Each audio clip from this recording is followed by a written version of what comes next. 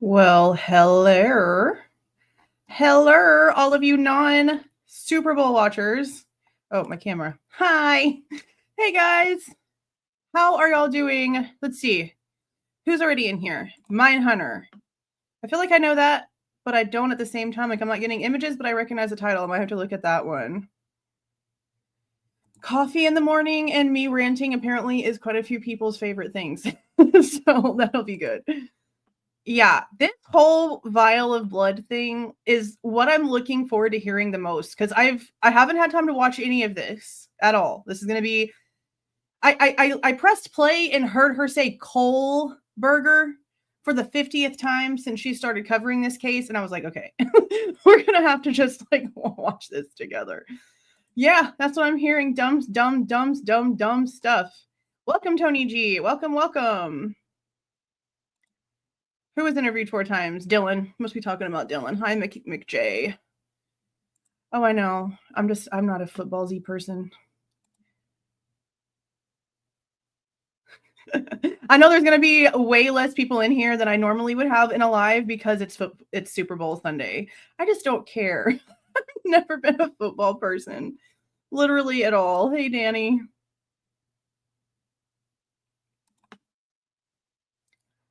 Are you talking about Gray Hughes? Or are you talking about Shannon Gray? Because there's 2 Grays on my poop list. They're making fools of themselves. Yeah, that's what I'm hearing. I'm hearing they're actually making complete fools of themselves. Completely. Hi, Solo. Hey, Teresa. Hey, Miss Girl. Hey there, John. Hey, Hollyberry. Hey, Sudie. Hey, Gina. Wow.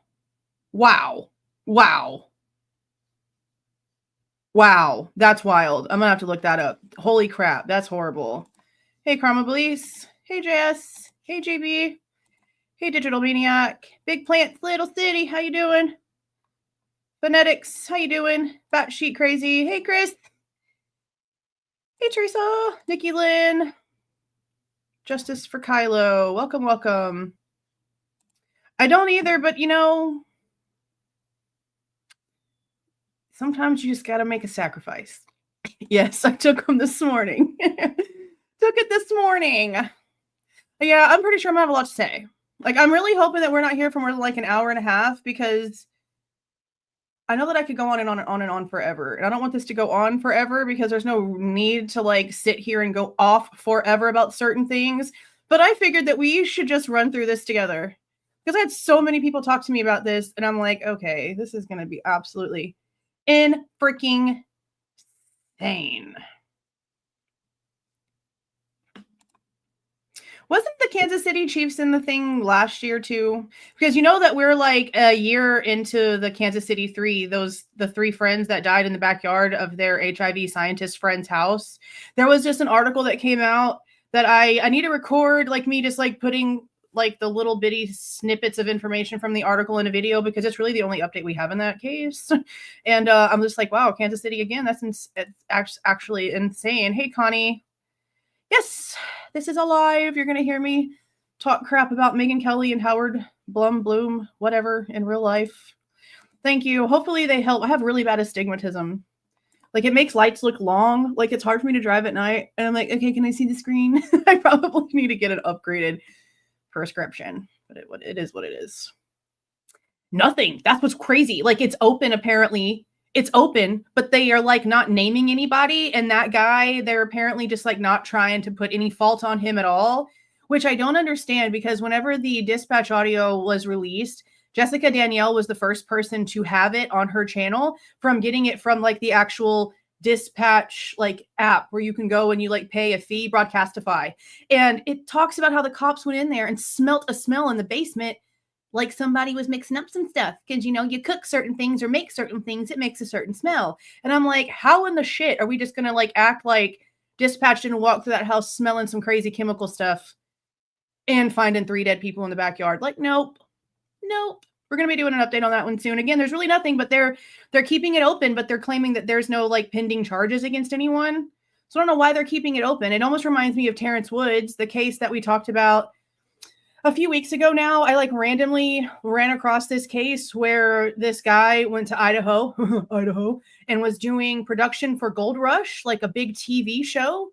And the story is that he just like started getting creepy with like the way that he was doing stuff throughout the day, like hallucinating, seeing things, trying to grab drones, like his brain wasn't working. And then all of a sudden he just like poofed and disappeared and ran away. They won't close that case either, even though they're not openly investigating it. And the family has been begging them to close it so that they can get all of the case files, and they won't close it. And I'm like, well, why won't they close this case then if there's no pending things? Because then at least the families could get all of the information. Because right now they're nothing's being given to them. There's no answers, and it's totally screwed up. Totally screwed up. I just don't understand how you have 3 people die and like you're not even trying to find out who's accountable. I don't understand that. I don't understand that. Let me get. This is going to end up. Okay, let me get through this stupid ad real quick. Okay. So what minute are we in? We're at 6 minutes. At 10 minutes, we'll go ahead and start watching this. I'm not. I don't know if I'm like mentally prepared for how stupid this is going to be. Like I know the comments. I know the comments. So I know that it's going to be hella crazy. But let me ask you guys something. Let me just pause this for a second. Do you guys have any sort of suspicions for why all of a sudden all these mainstream media corporations are putting out the exact same stories about the Idaho case all within the past few days? Because Danny told me in a comment, oh, there's just a chunk of dog hair. We gave the dogs baths today. I guess their dog hair just got everywhere. Anyway, Danny left me a comment that there was one from 48 Hours that came out. Now, this one was from Fox, and then we had the one from Daily Mail, and then my friend was telling me about some other crazy stuff that was going on a couple other channels, and I'm like, is this because like they think a Frank's hearing might actually happen and some truth might come out, so they're trying to like save their ratings and get as much as they can now on the salacious bullshit? I mean, look, I know that they are up to some poop. Okay, let me see where my finger's at. I know that they're up to no good. I know for a freaking fact that they're up to no good. But I don't know how that would get like all these mainstream people to start talking about the exact same thing again, unless their lawyer is pushing stuff. She's on the bed asleep, pretty mad at me because I gave her little booty butt a bath too. She's asleep on the bed, cuddled up in a sheet. She'll probably jump up here soon. She's not too mad. She was letting me pet her earlier. Right? Flooded with them. Like all of a sudden, we've got all these mainstream people talking all kinds of stuff about the case and making up crap. Like just the simple fact that so many people are freaking out about this like blood vial thing. I'm like, how do they even have the cognitive ability to sleep at night? Like that's what my title is, like, how do they sleep at night on a bed of lies? Because it's like, what are you guys doing? Yeah, and her. I'm so glad I'm blocked by her. Her and Nancy Disgrace and Dog the Bounty Hunter have me blocked because they don't like that I tell them about themselves. See, I've wondered about that because I was told by a very, very, very, very, very, very, very reliable source that their whole plan was to basically put some sort of like hate campaign out in Boise, which is why they're going to be there even if they're not allowed in. Yeah, I know there's people talking about that now, but that stuff came out a long time ago, around the same time that Ethan's mom was saying that the 2:00 hour was always going to be a dark hour. And there was even, I think it was Ethan's sister-in-law that came out and was the first one to post something about how Dylan heard screaming and crying. And that was whenever the cops were still telling us, oh, they didn't hear or see anything or whatever. It's always some crap. Got about 1 minute left.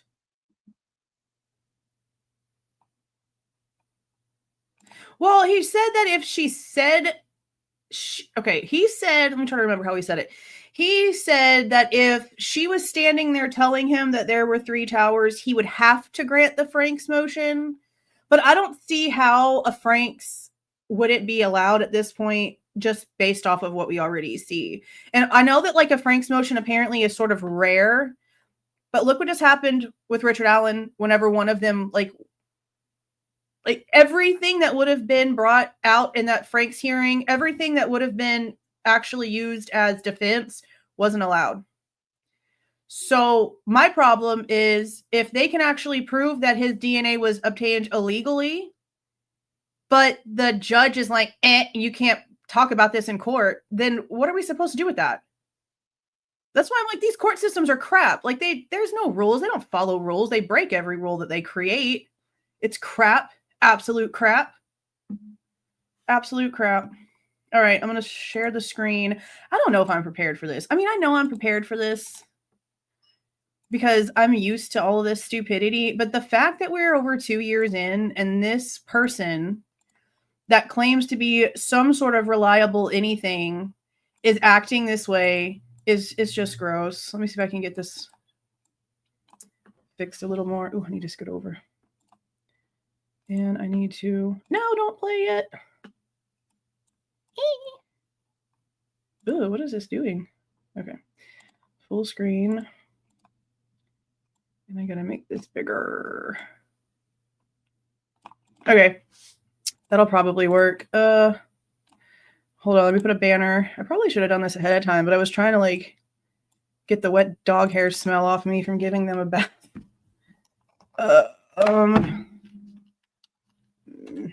Megyn, Kelly. Yeah, this will work.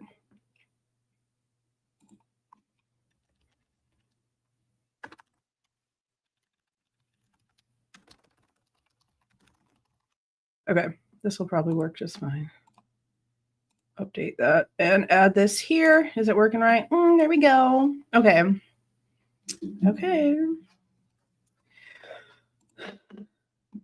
I know some of y'all have watched this already, so thank you for sucking it up. I mean, I know, but like it was wet. It was like wet and I had wetness all over me from bathing the dogs because Boomer's big. Like Lily didn't really get me wet at all. Boomer got me the most wet because he's like twice her size, and then giving Zelda a bath. I haven't given a cat a bath in like years, like not like a real bath. Like when we got her, we had like this waterless stuff that we put on her, but she was not happy. She looked horrible and she was not happy. Okay. Right? Like the second it gets even like mentioned, like you just get like this memory of like, oh, I know what that is. I mean, it doesn't, honestly. Like, if you really think about it, really think about it. Compare views from channels that are out here speaking truth to views on channels that are out here salacious, full of rumor, making up crap, and trying to make things sound as dramatic as possible with nothing to back it. Look at the view difference. And it doesn't even have to be mainstream. It could be people like me. It's insane, like how horrible it is. But that's why Jerry Springer was so successful. Let's just be for real. Okay, we're going to start this. I'm pretty sure I'll be stopping this like every 30 seconds or so. So let's see how this works. Let's go. Hey, welcome to the Megyn Kelly Show and today's bonus AM episode. Bryan Kohberger, the suspect accused of murder. I know y'all heard the L. I'm gonna go back. Watch the caption. Watch the Hey everyone, caption. I'm Megyn Kelly. Welcome to the Megyn Kelly Show and today's bonus AM episode. Bryan Kohberger. Boop. There's the L. There's the L. Like, I don't know why you can't say his name right. You've made hundreds of thousands of dollars off of talking about this case. This video alone has 435,000 views. So let's see how much money she made just off this video. 435. I think it's like 7.35 right now. Just off this video alone, she's made $3,200. And she can't even say his freaking name right. I mean, I got just as mad whenever Judge called Kayla, wasn't it Kayla? That he was trying to get, like, whenever Bryan had to, like, plead guilty or whatever to the charges and he ended up standing silent. Didn't he call Kayla? Like, come on, bro. The suspect accused of murdering 4 University of Idaho students Let me turn this off. is set to go to trial in August. Did she just lie to her entire audience with that pop-up? No bullshit, no agenda, no fear. Are you freaking serious?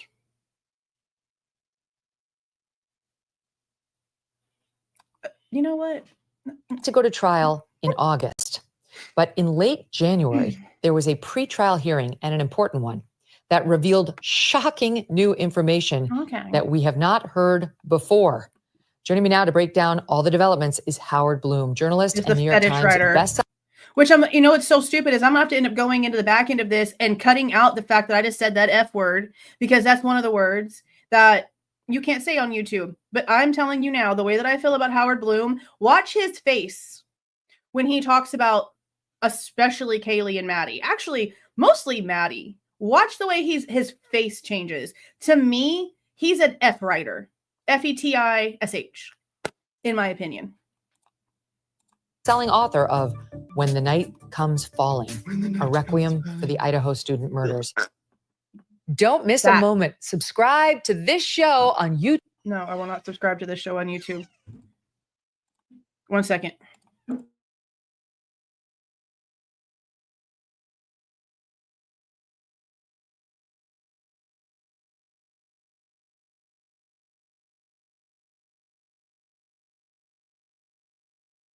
Okay, I don't want to hear subscribe to this and that because no, you suck.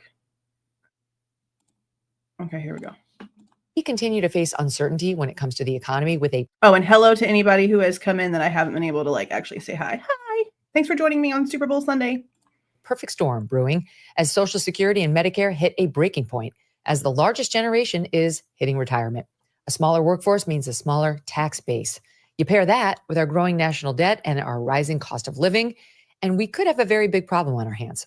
So what are you doing now to protect your family for the... Okay, so this again isn't even about the case. Girl, can you shut up? I don't want to hear your sponsors. And they will make it very... Shut up. By Donald. Shut Happened up. at that hearing on January 23rd and 24th. I was like, we've got to get this on because I appreciate I don't want to overstate it, but it's possible. Look, their little twinsy outfits. They're so coordinated. Prosecution's case is falling apart. It did not go particularly well for them. Let's start with the DNA. What happened? Well, the way these authorities got to Kohberger wasn't through any other evidence at the beginning, but just a little speck of DNA, smaller than a piece of dust, that was left on the button of a knife sheath that was left behind. They used this speck of DNA. I still find it hilarious that they can sit here and say that it was left behind whenever they have yet to come out and even validate that the wounds on the victims match the knife that would have fit into that thing. I don't know why they're still pushing on that. I understand that that's apparently where the DNA speck came from. But man, I'm telling you, that could have been from anything. DNA, they processed it so that they could give it to an FBI laboratory. The FBI laboratory then, after months of not admitting what they had done, it was revealed in the end of January in court that they had taken this DNA and they had uploaded it to 2 websites, Ancestry. We all knew that. Why is he acting like us hearing about the Jed match and the uploading of the profiles was new news? I don't understand why he's acting like that's new news. We all knew about that. Any of us that have been paying attention since Bicca Barlow and Vargas and Mercer and Lisa Larkin came out and told us, and we went through the articles talking about all this stuff, we all knew. We all knew about the portal stuff. That's not new information. DNA websites that prohibit law enforcement from using this DNA. The FBI did this not out of any evil reasons, but just out of their zeal. You have to go back to the time of the killing. There was a murder of 4 young children on the loose. Young children? Honey baby, these were not kindergartners. I understand the severity of the crime, but to sit here and call these grown-ass adults with multiple bank accounts and cell phones and jobs and plans little children? Come on, man. You're trying to dramatize this more than it already is, and it's so freaking unnecessary. This is the kind of stuff that gets on my nerves because these cases, real life, is already horribly dramatic. This case itself is disgusting. Just the basic facts of this entire situation is disgusting. So to sit here and dramatize it and try to make it sound like this was something that happened in an elementary school, come on. Ridiculous. They had really no clues except for this DNA. It was in many ways. He did say something weird, right? Out of any evil, not admitting what they had done. It was revealed in the end of January in court that they had taken this DNA and they had uploaded it to 2 websites, Ancestry DNA websites that prohibit. Jeff, I don't want to hear that crap. You make an excuse for literally everything, and I'm not going to like kick you out or nothing because this isn't even serious. But to sit there and say, oh, he's older, they're children, I don't care. They're adults. They were doing things, probably some things they probably shouldn't have done. They had vehicles, they had jobs. I don't want to hear that. Can we just not? Can we not? Prohibit law enforcement from using this DNA. The FBI did this not out of any evil reasons, but just out of their zeal. You have to go back to the time of the killing. Here was a murder of 4 young children on the loose. They had really no clues except for this DNA. Except for this DNA, it was in many ways the perfect crime. Except for the DNA that at first they couldn't find, right? And then they sent stuff off, and after they did find the DNA, and then they got no matches, then they sent it off to Othram, and apparently Othram couldn't find anything either. So how is anyone going to sit here and not think that it is sketchy as shit that one of the most renowned cold case labs in pretty much the entire world couldn't find a match, couldn't figure it out? But the feds did. The feds that are in like all kinds of deep shit all the time for lying. No, that's sketchy. Lisa loves Nike. I know a lot of people that love Nike. Thank you for joining. They had no blood evidence, really. They had no evidence of anyone stalking these young college students. All they had was his DNA. Wow, so he actually just admitted that there was no stalking? I'm actually shocked. I am so beyond shooketh that he just admitted that there was no stalking, because this thing that we just went over from Fox 13 are trying to say that he was following all 3 girls on Instagram and that he was completely incessantly obsessed with one of them and was sending them all these messages and stuff, even though we've heard from the state that none of that was true. So I'm honestly impressed by the fact that he just said that, but that's probably going to be the first and last time that he's capable of that. So they ran with it. And this DNA allowed them to open up many other doors, ultimately having a series of search warrants that led to the suspect's, Bryan Kohberger's, phone, his car, his apartment. But without that DNA, they couldn't have gotten these search warrants. And now the defense is saying. See, that part, that kind of messes me up a little bit, because I'm going to listen to that part again. That messes me up a little bit because we know that whenever they finally got the result, they didn't get a warrant for all this other stuff until after they did the trash can stuff. So them getting this DNA result, this IgG result, it honestly didn't do anything. Yeah, I've seen people talk about how he said that Jack's DNA or whatever was at the house, but why wouldn't it be? I think it would be more suspicious if there wasn't any DNA from Jack in the home, because it would seem as if he tried to clean it up. You know what I mean? Like if he would have been involved and then there was nothing from the ex-boyfriend, the guy that shared a dog with Kaylee, the guy that Kaylee was calling that night over and over and over again. I feel like if there wasn't any of Jack DeCour's DNA in the house, that would have been suspicious. His DNA being there, that doesn't bother me. I feel like it should be. I feel like it makes sense. To open up many other doors, ultimately having a series of search warrants that led to the suspect's, Bryan Kohberger's, phone, his car, his apartment. But without that DNA, they couldn't have gotten.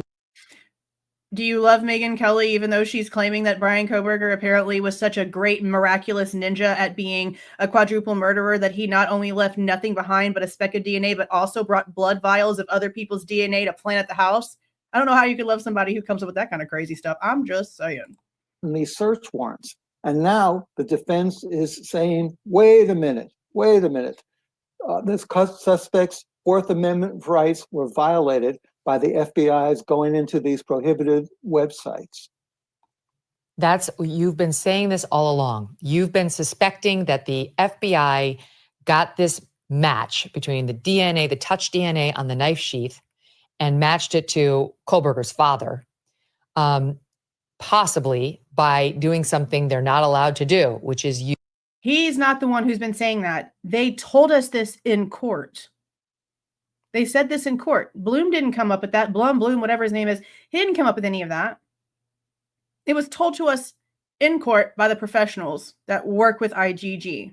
Not only the backdoor boo-boo that these law enforcement officers pull, but also about how the sequencing is done in order to puzzle piece together the profiles.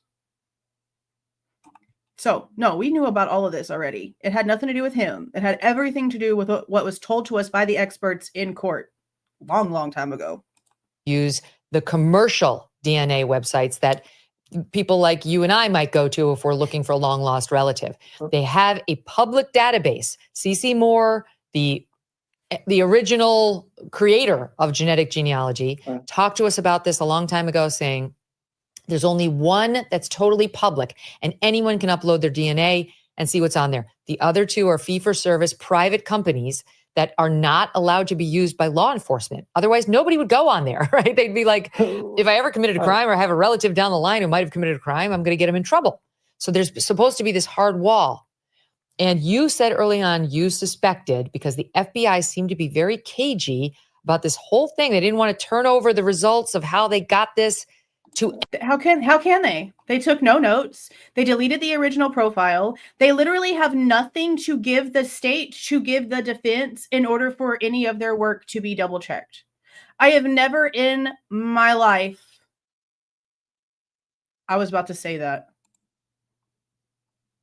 Doesn't she look like she got nothing to her face? I was looking at some pictures of her on Instagram and I was like, her face has hella changed. I think it is Ozempic. I really do think it's Ozempic. Anybody that maybe they had done something they weren't allowed to. Go ahead. Not only did they not want to turn over the results, they said literally that they had ripped up the evidence of their research. That's they said true. We just threw it out. Who ever heard of it in a major murder investigation, the FBI discarding evidence? But this is what they did. But the defense kept on pressing and pressing, and now they got a judge to give him the evidence and approve. I mean, is he saying that like it's a bad thing? The defense kept on pressing and pressing. That's their job. Maybe it's just because I know that he is a major guilter that I feel like he's saying that like it's a bad thing that the defense was like pressuring the state to get the information sent over. Beyond a shadow of a doubt, it came out in open court that the FBI violated That's what I said. the protocols of these two genetic websites. Now, how is that going to affect the case? The judge. Wait. Before you answer that, let's just show the audience what Kohberger's defense attorney, Ann Taylor, yes, that's her name, argued about this investigative genetic genealogy, IGG, evidence. Listen to her in SOT 41.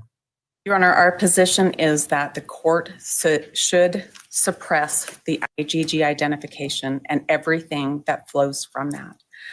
This is supported by Fourth Amendment of the United States Constitution, due process, Article 1, Section 17 of the Idaho Constitution. Your Honor, there was no warrant for several phases of the search that led to the IGG work, investigative genetic genealogy.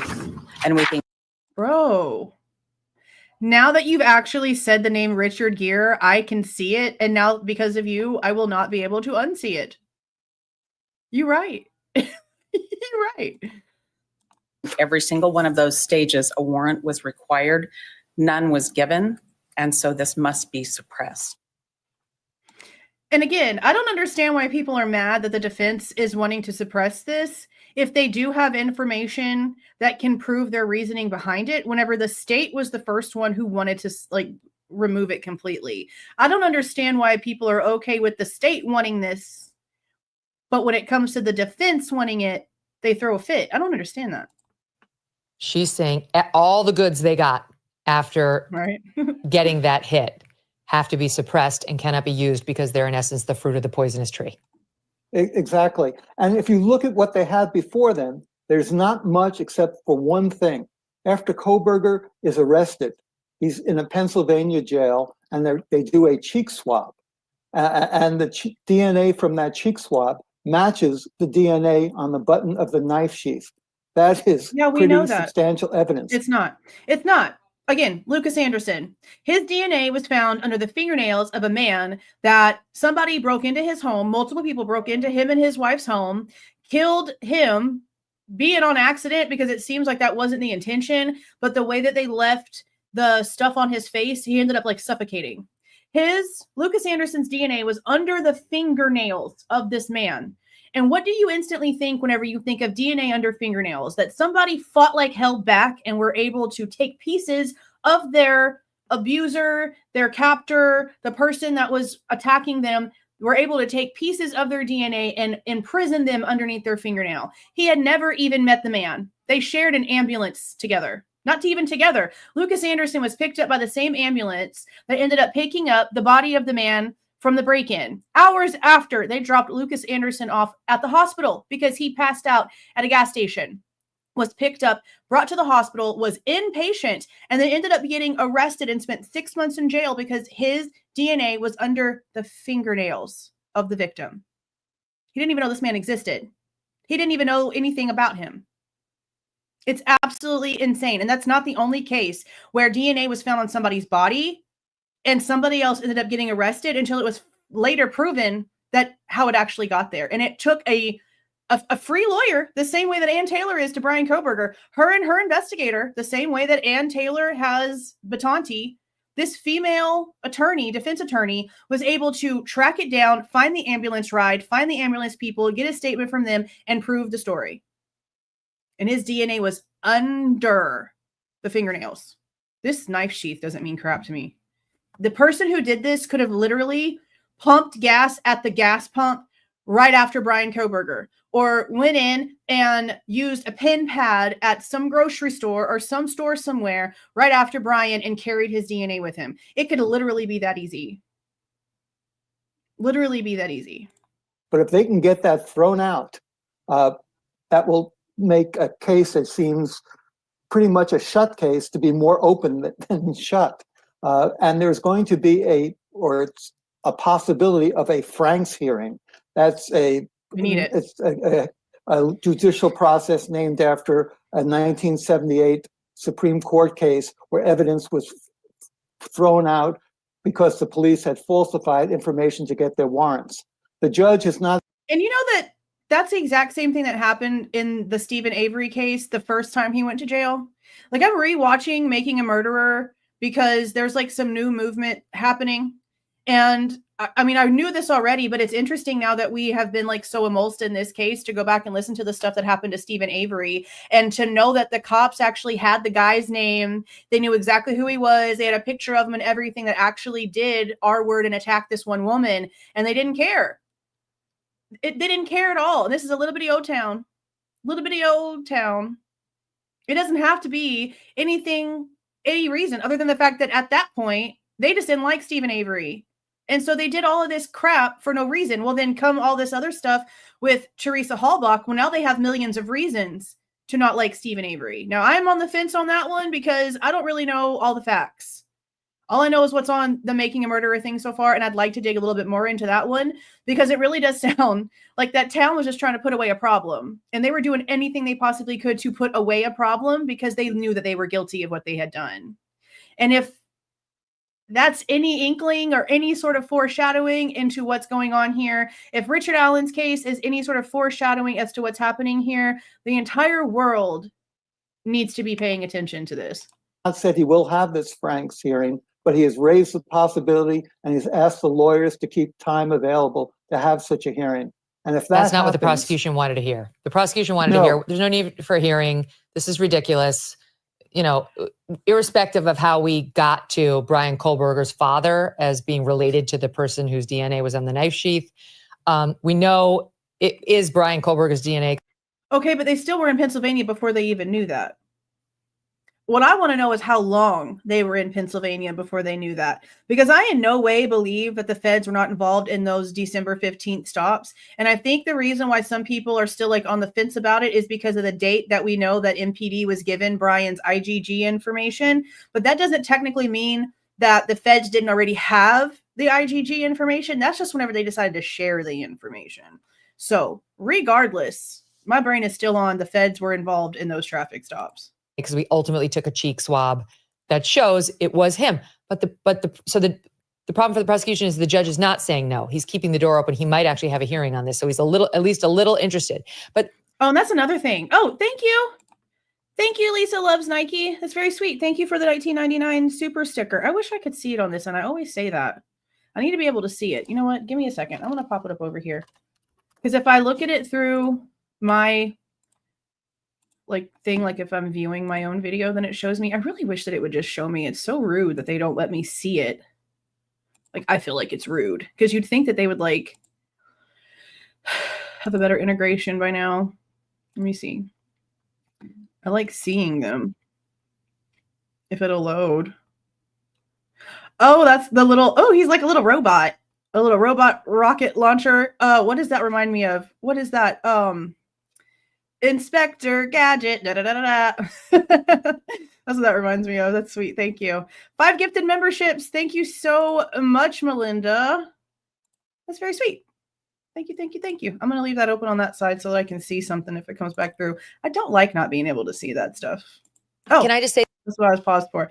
Now, I know that some of you already saw this. I know Jen and James is in here and a few other people that I was having a discussion about this with. I know that What's-His-Face said something about the IGG, not the IGG, but part of the Franks hearing already being talked about. And I know that there was portions that were played. And I know that the judge did say something about the Franks IGG stuff maybe being in the closed thing. I don't know if, I think that he slipped up whenever he said that, because at the end of the last day, he literally told both sides to give me all the dates that you're empty for the next 2 or 3 weeks. So if I decide to do this, I can tell you when, and they don't have to go back and forth with scheduling. So I know he said whatever he said, but I think he let it slip, or maybe it was just like there was portions of the fight that they needed to have in order to get one approved that they talked about in the closed stuff when it comes to the Franks, but it wasn't the Franks. Like, it was them trying to get them to approve it. You know what I mean? I think that's what that was, because he did tell them, hey, I need to know your schedules. Say this to what you just said, Howard. The DNA matching Kohberger directly is absolutely devastating. There's no question. It's a terrible fact for the defense.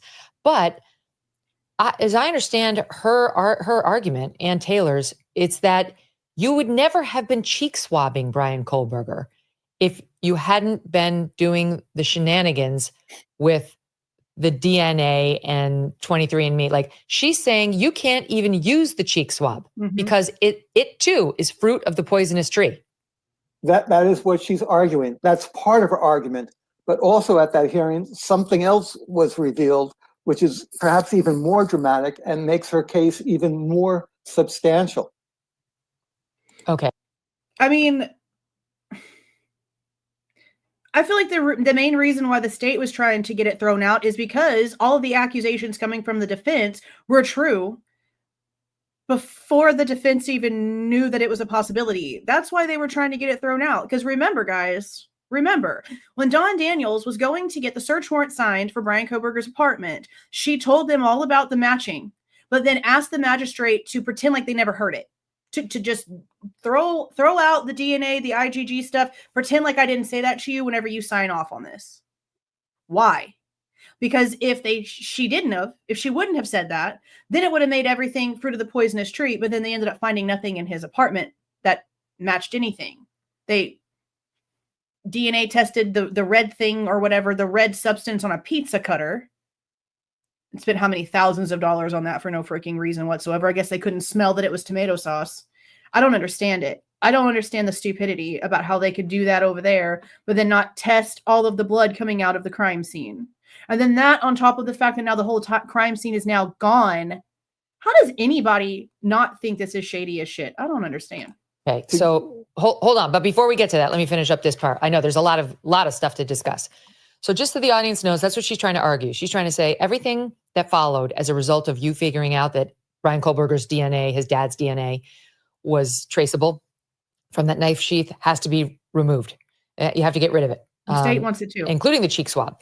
Now, the judge did not seem like he was going to do that. He seemed very into the actual cheek swab, and he didn't sound like a man who thinks that's fruit of any poisonous tree.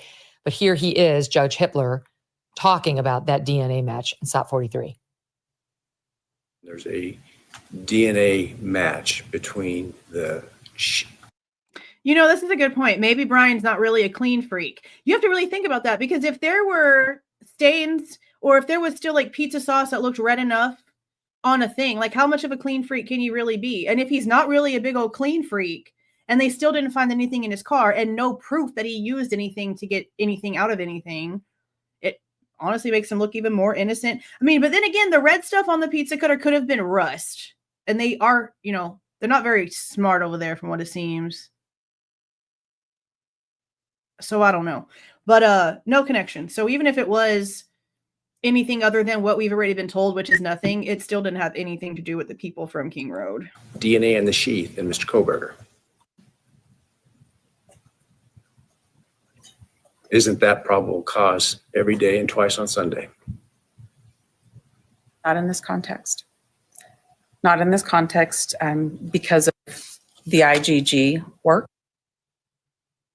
That's, again, she's saying the investigative genetic genealogy undermines it and makes it unusable. Is that basically what happened? That's basically what happened. But also, if they throw it out, there's really not much there. No, I mean, duh. And that's what's also bewildering, guys, because that statement's accurate. If they were to throw out the IgG, what the hell else was the state going to use? Let's think about that for a second. If the state actually, I feel like the judge is going to allow the state to make the decision or be the winner of this fight because they've been saying this whole time they wanted to get rid of it, right?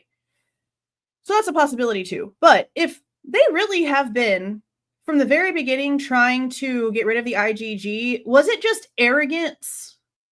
Was it them thinking that this IgG was going to end up like being the tell-all and they were going to end up finding all of this stuff? And so because they were like so confident because the feds are the ones that gave them the answer, they said, get rid of the IgG because they thought they were going to find all this stuff.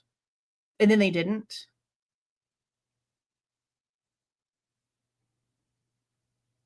Because what is the state going to fight here? What is the state going to fight if they actually do throw out the IgG because they've got nothing else? Everything when it comes to what we've heard so far, and granted, this is just stuff that they're talking about in court, okay? We're going to get all of the full details whenever we actually get to trial. What are they going to use? If the car that's making the three-point turn and all the things in the PCA is literally not caught on any other camera, if the car that they got the make and model from was a car that was over 2-3 miles away, right? Over 2 or 3 miles away, wherever Ridge Road was, not in the vicinity of the crime scene, but way down the street, blocks and blocks and blocks away. How are they going to use that? If his cell phone data is proving that he went off network 7 minutes different than what the feds are claiming when it comes to the way that the numbers were put in the PCA, which changes his entire timeline, what are they going to use? What was the state really thinking that they were going to use here? And I know that this might sound like it's reaching, but I really wondered if they have been like doubling down on the death penalty because they really don't have anything and they can't just say that. Like they can't just be like, oh, we screwed up.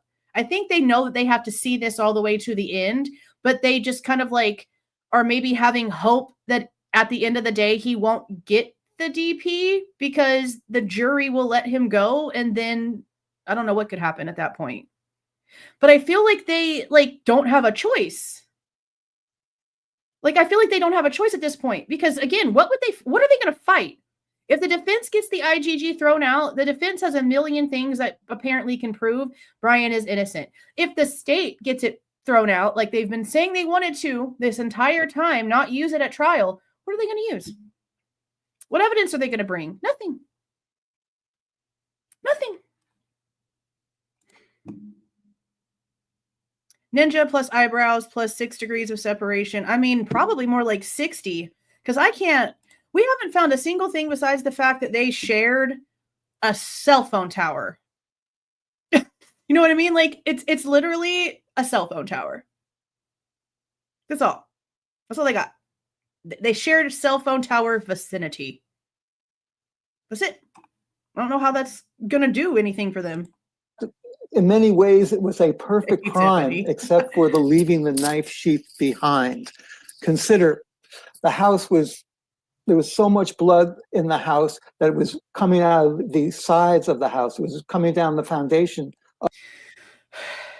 Okay. He says that, but then there's only blood in the bedrooms. And I know that apparently the blood, or what looks like blood coming out of that seeping out, is coming out of Xana's room, right?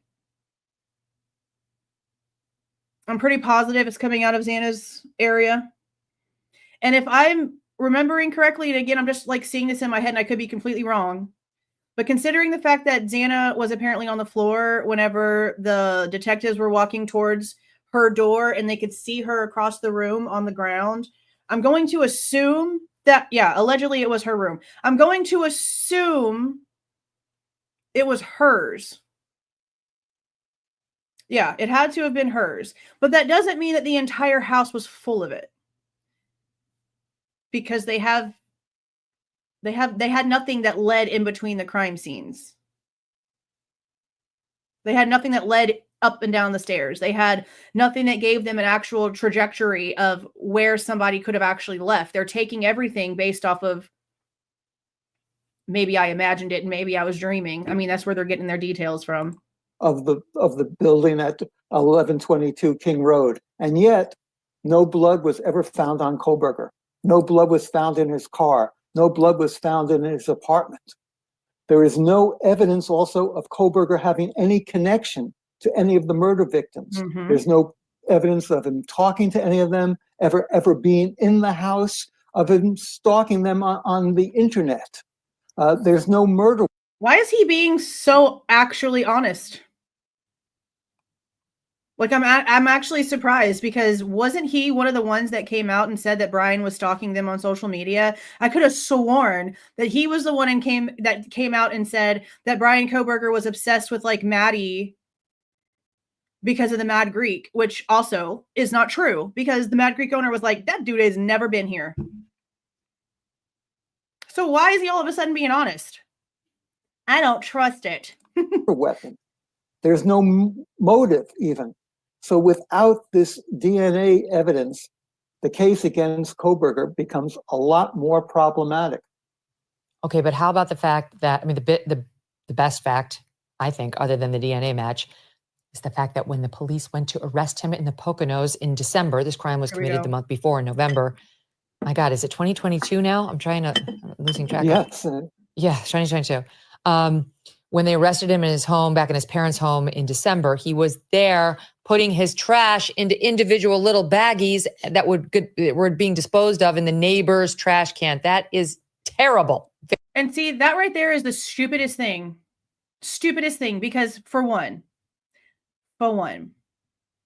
the instance of Bryan apparently taking trash over to a neighbor's trash can apparently happened days before his arrest, according to what we've heard, because the police were like driving through the neighborhood and saw this. Now, number one, people recycle, and that's a very upscale neighborhood.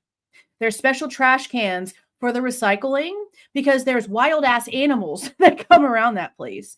So for them to, number two, share trash cans is also extremely normal. And people that live in that area and people that live in areas like that have come onto my channel, been in my live chat, been on other channels and other people's live chats and said, that's not abnormal. That's normal. And if you're going through trash to take out recyclables versus what goes in the regular trash, why the hell wouldn't you be wearing gloves? That's nasty, bro. You just do that with your bare ass hands. That's gross. That's nasty. Very incriminating. That's very incriminating. No, it's not. Yes, Y'all are just dumb. If Ann Taylor, the defense attorney, is trying to get the FBI and the police coming into his house, she's trying to get that. I knew somebody was going to remind me of this. Man. Simply Solo just asked, do you remember the date that someone posted online the unaliver being in Pennsylvania? I do not remember the exact date, but dude, if that doesn't just like pop up in my brain, because yes, I do remember that instance happening. And it was extremely interesting where the person ended up getting arrested. That's why I'm like, damn, was this the person who like planted the knife sheath? Is this the person who planted the DNA to know exactly? Oh, Salty Grace knows, says it was December 12th. I bet you it was a Fed. And it was somebody that already had Bryan Kohberger's name, and it had to have been a Fed. Because MPD didn't have it until a week later on the 19th. That is wild. We're going to have to go back through that. I'm going to have to put a video out about that because that is insane. Because that's so freaking random. That is so freaking random for something to happen in Idaho and to somebody to come out randomly and be like, oh, the person's going to be arrested in Pennsylvania. What? And then it happens. Thank you for reminding me because, yeah, that was wild. I don't think it was Papa Rogers. I don't believe it was Papa Rogers. I believe it was a completely different source besides that. It was just like a random, I think. That's thrown out. The terms of this, she's claiming it was an unlawful assault without the necessary warrants to arrest him in his house. She's raising everything. Of course, as any good defense lawyer will. But that one's... Did she just say she's toast? Hold on a minute. Arrest him in his house. She's raising everything. Ann Taylor, the defense attorney, is trying to get the FBI and the police coming into his house. She's trying to get that thrown out. The terms of this, she's claiming it was an unlawful assault without the necessary warrants to arrest him in his house. She's raising everything. Of course, as any good defense lawyer will. But that one's, we've heard her out on the genetic genealogy thing. Okay, look. How is she toast? For doing her job, for one. For two, rolling a freaking Bearcat or whatever that military grade vehicle is up somebody's driveway when you know that he's been running around completely unarmed the entire time. You see him hanging out in his boxers, apparently. I mean, some sort of shorts or whatever, and he's digging through the trash. You roll up in your military vehicle. He's not armed. He's not armed. They could have taken him at any time. At any time. And instead they choose the middle of the night. They roll up in a military grade vehicle and just yell through a megaphone, Bryan Kohberger, you're under arrest, or whatever the hell they ended up saying. There's no way that that's the way that this should have happened.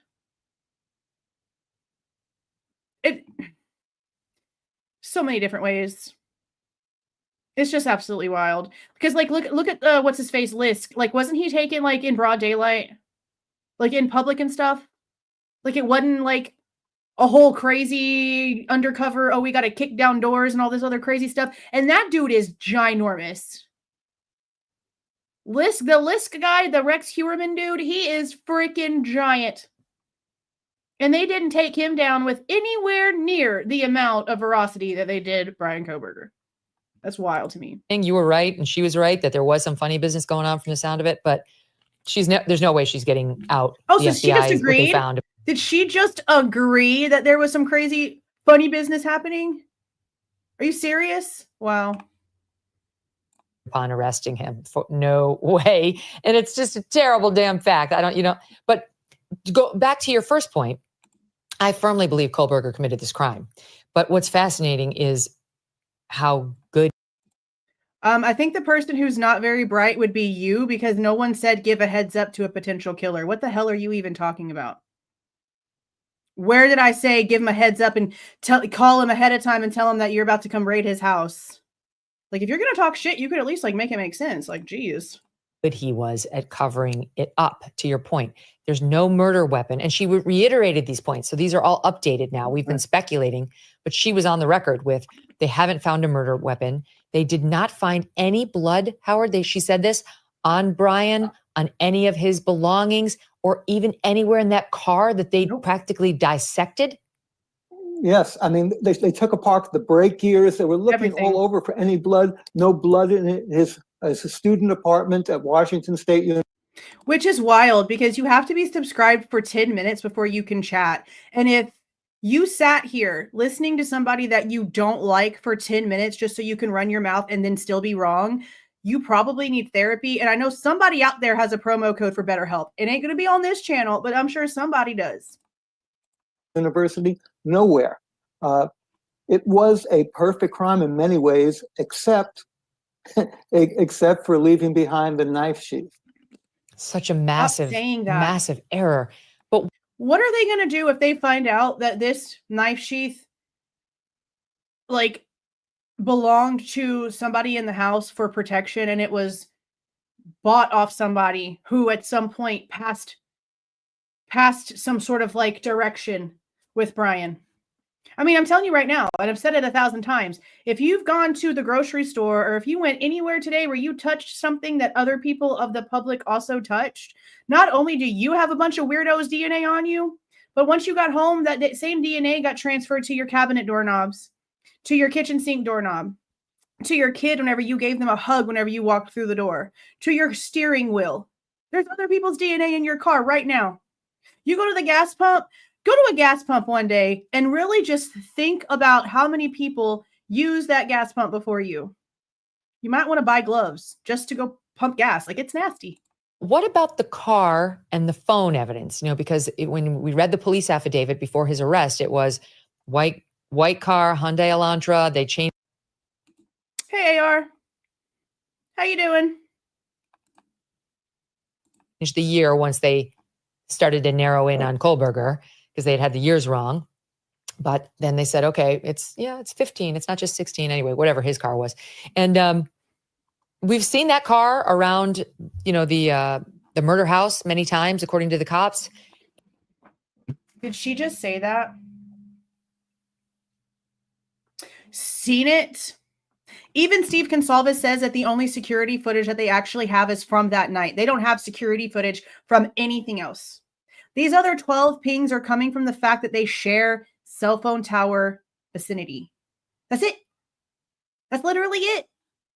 She's not smart. She's the one who's not smart, Mrs. Ma'am. And also his phone records show that he was in the vicinity of the murder house over and over, including the night before. They didn't have him there during the murder hours because his phone was off. Right. But then the next morning he appeared to go back before they had found the bodies in the 9 a.m. No proof his phone was off. Now, I will say what she just said right there, I'm still extremely curious about. And anyone who's been here for a long time knows that I have mentioned this off by itself 1,001 times. The 9 o'clock to 9:32. I want specifics on that. I want so many specifics on that. And let me tell y'all, there was one theory that I had in the very, very, very, very beginning after he got arrested. And then I started like asking questions, and I knew that he was like a criminology student and like it was a close vicinity and all these things. I was thinking like, damn, maybe he went over there and like snuck in to get a peek of the destruction because he's like so intrigued with it, and he touched the knife sheath. But then all the phone information came out and they're like, oh, well, he wasn't over there. It doesn't prove he was over there. It actually proves that he went this other direction. So then any theory that I had that put him anywhere near there went away. It didn't matter. But this 9 to 9:32 thing, I still need clarification for. I need clarification for.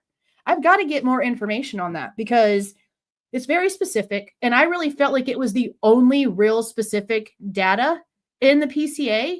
But then again, now that we're hearing the 2-minute difference in one of the turns in Pullman and the 7-minute difference of him being on the phone, like off network from the FBI time versus the MPD time, like, I don't know if I really need to keep like overthinking the 9 to 9:32, or, I mean, honestly, I can't do anything to prove anything of it anyway. So we have to wait till trial regardless, but it's always been in my mind. That one is just like never left. Never, ever, ever, ever left.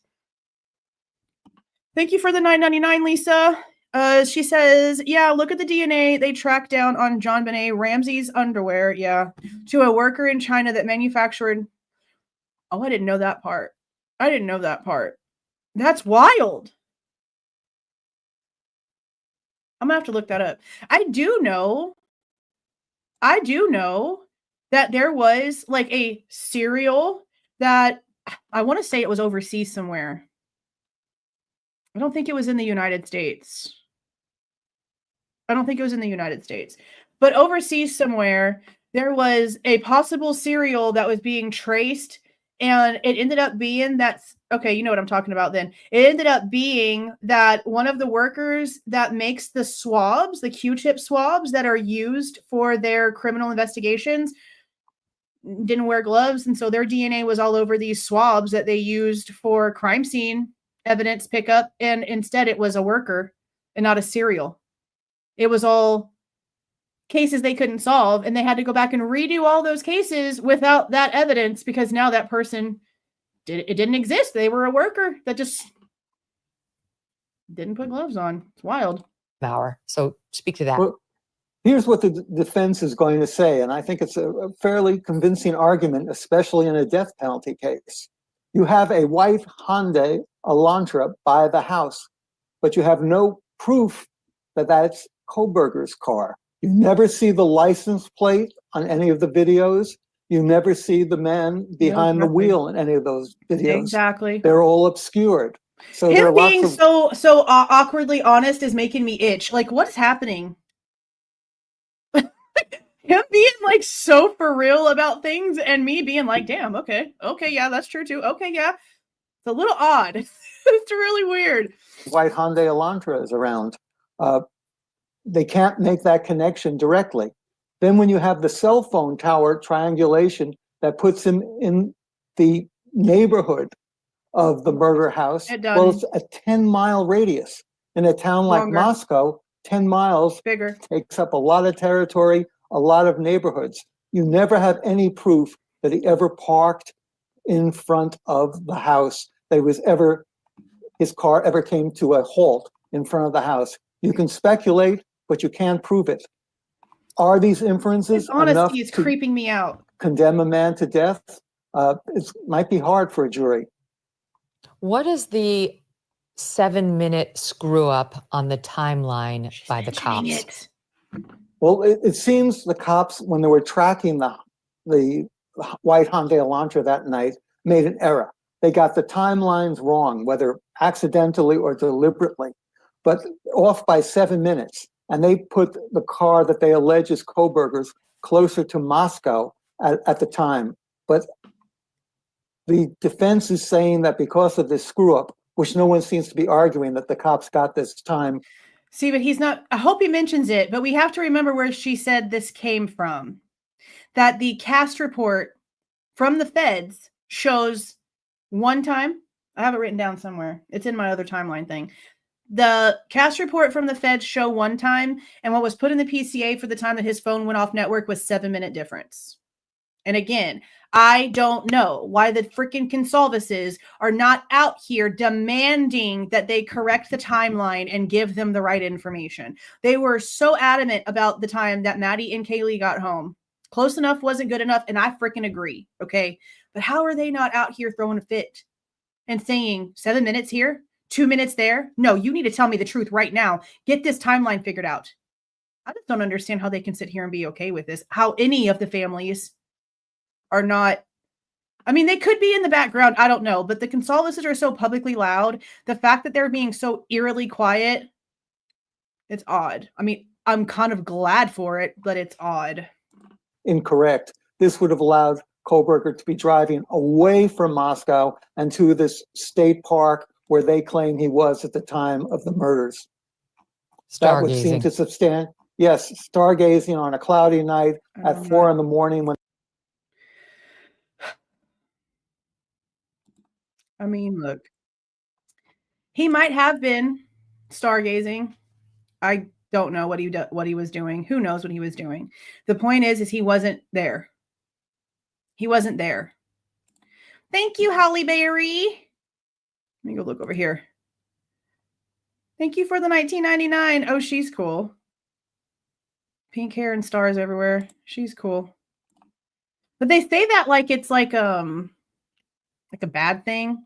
And it's also funny because there's a lot of people that will sit here and say, oh, but it was cloudy.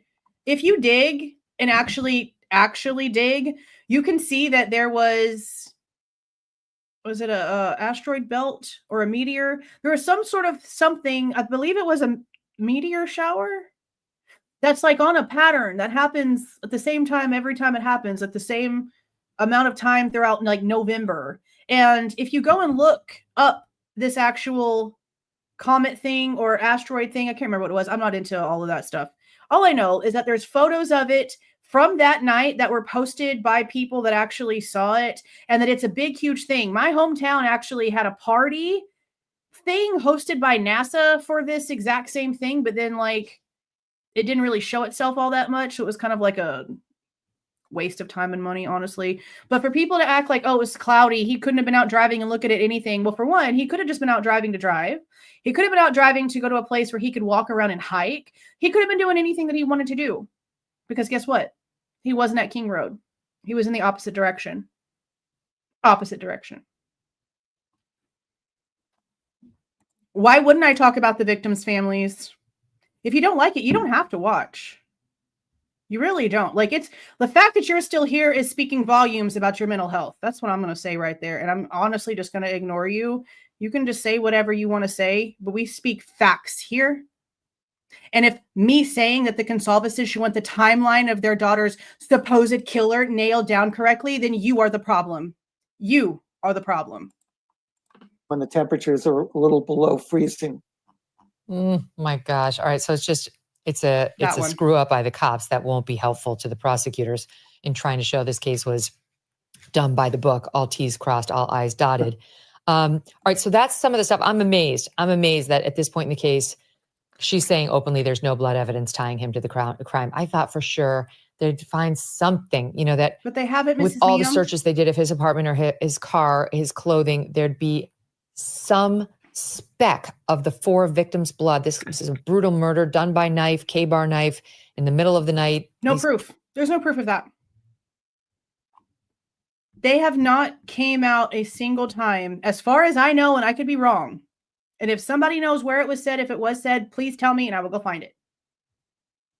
When have they ever said that the weapon that fits into that sheath matches the wounds? When we have so many different descriptions of the wounds. Just in the PCA, there's like, what, 3? 3 different descriptions of the injuries. And then as time progressed, we learned more. We learned a hell of a lot more. I don't recall them ever claiming, ever once, that whatever fit in that sheath matches the wounds, ever. Never. See, Jackie, I don't remember it either. I don't think they ever did. So I don't know why they keep saying all that. Because they've never proven that. And you would think, like, even though there's a gag order, like, I understand that. But even before Bryan was arrested, they were, like, pounding this into everyone, that this K-bar had something to do with it. But they never even then came out and said that. They still even then never said it. I don't even think the K-bar is going to have anything to do with this situation. I really don't. 4 beautiful college students asleep in their beds or in their rooms at least. And he is alleged to have killed them in the course of 12 minutes, all 4 of them.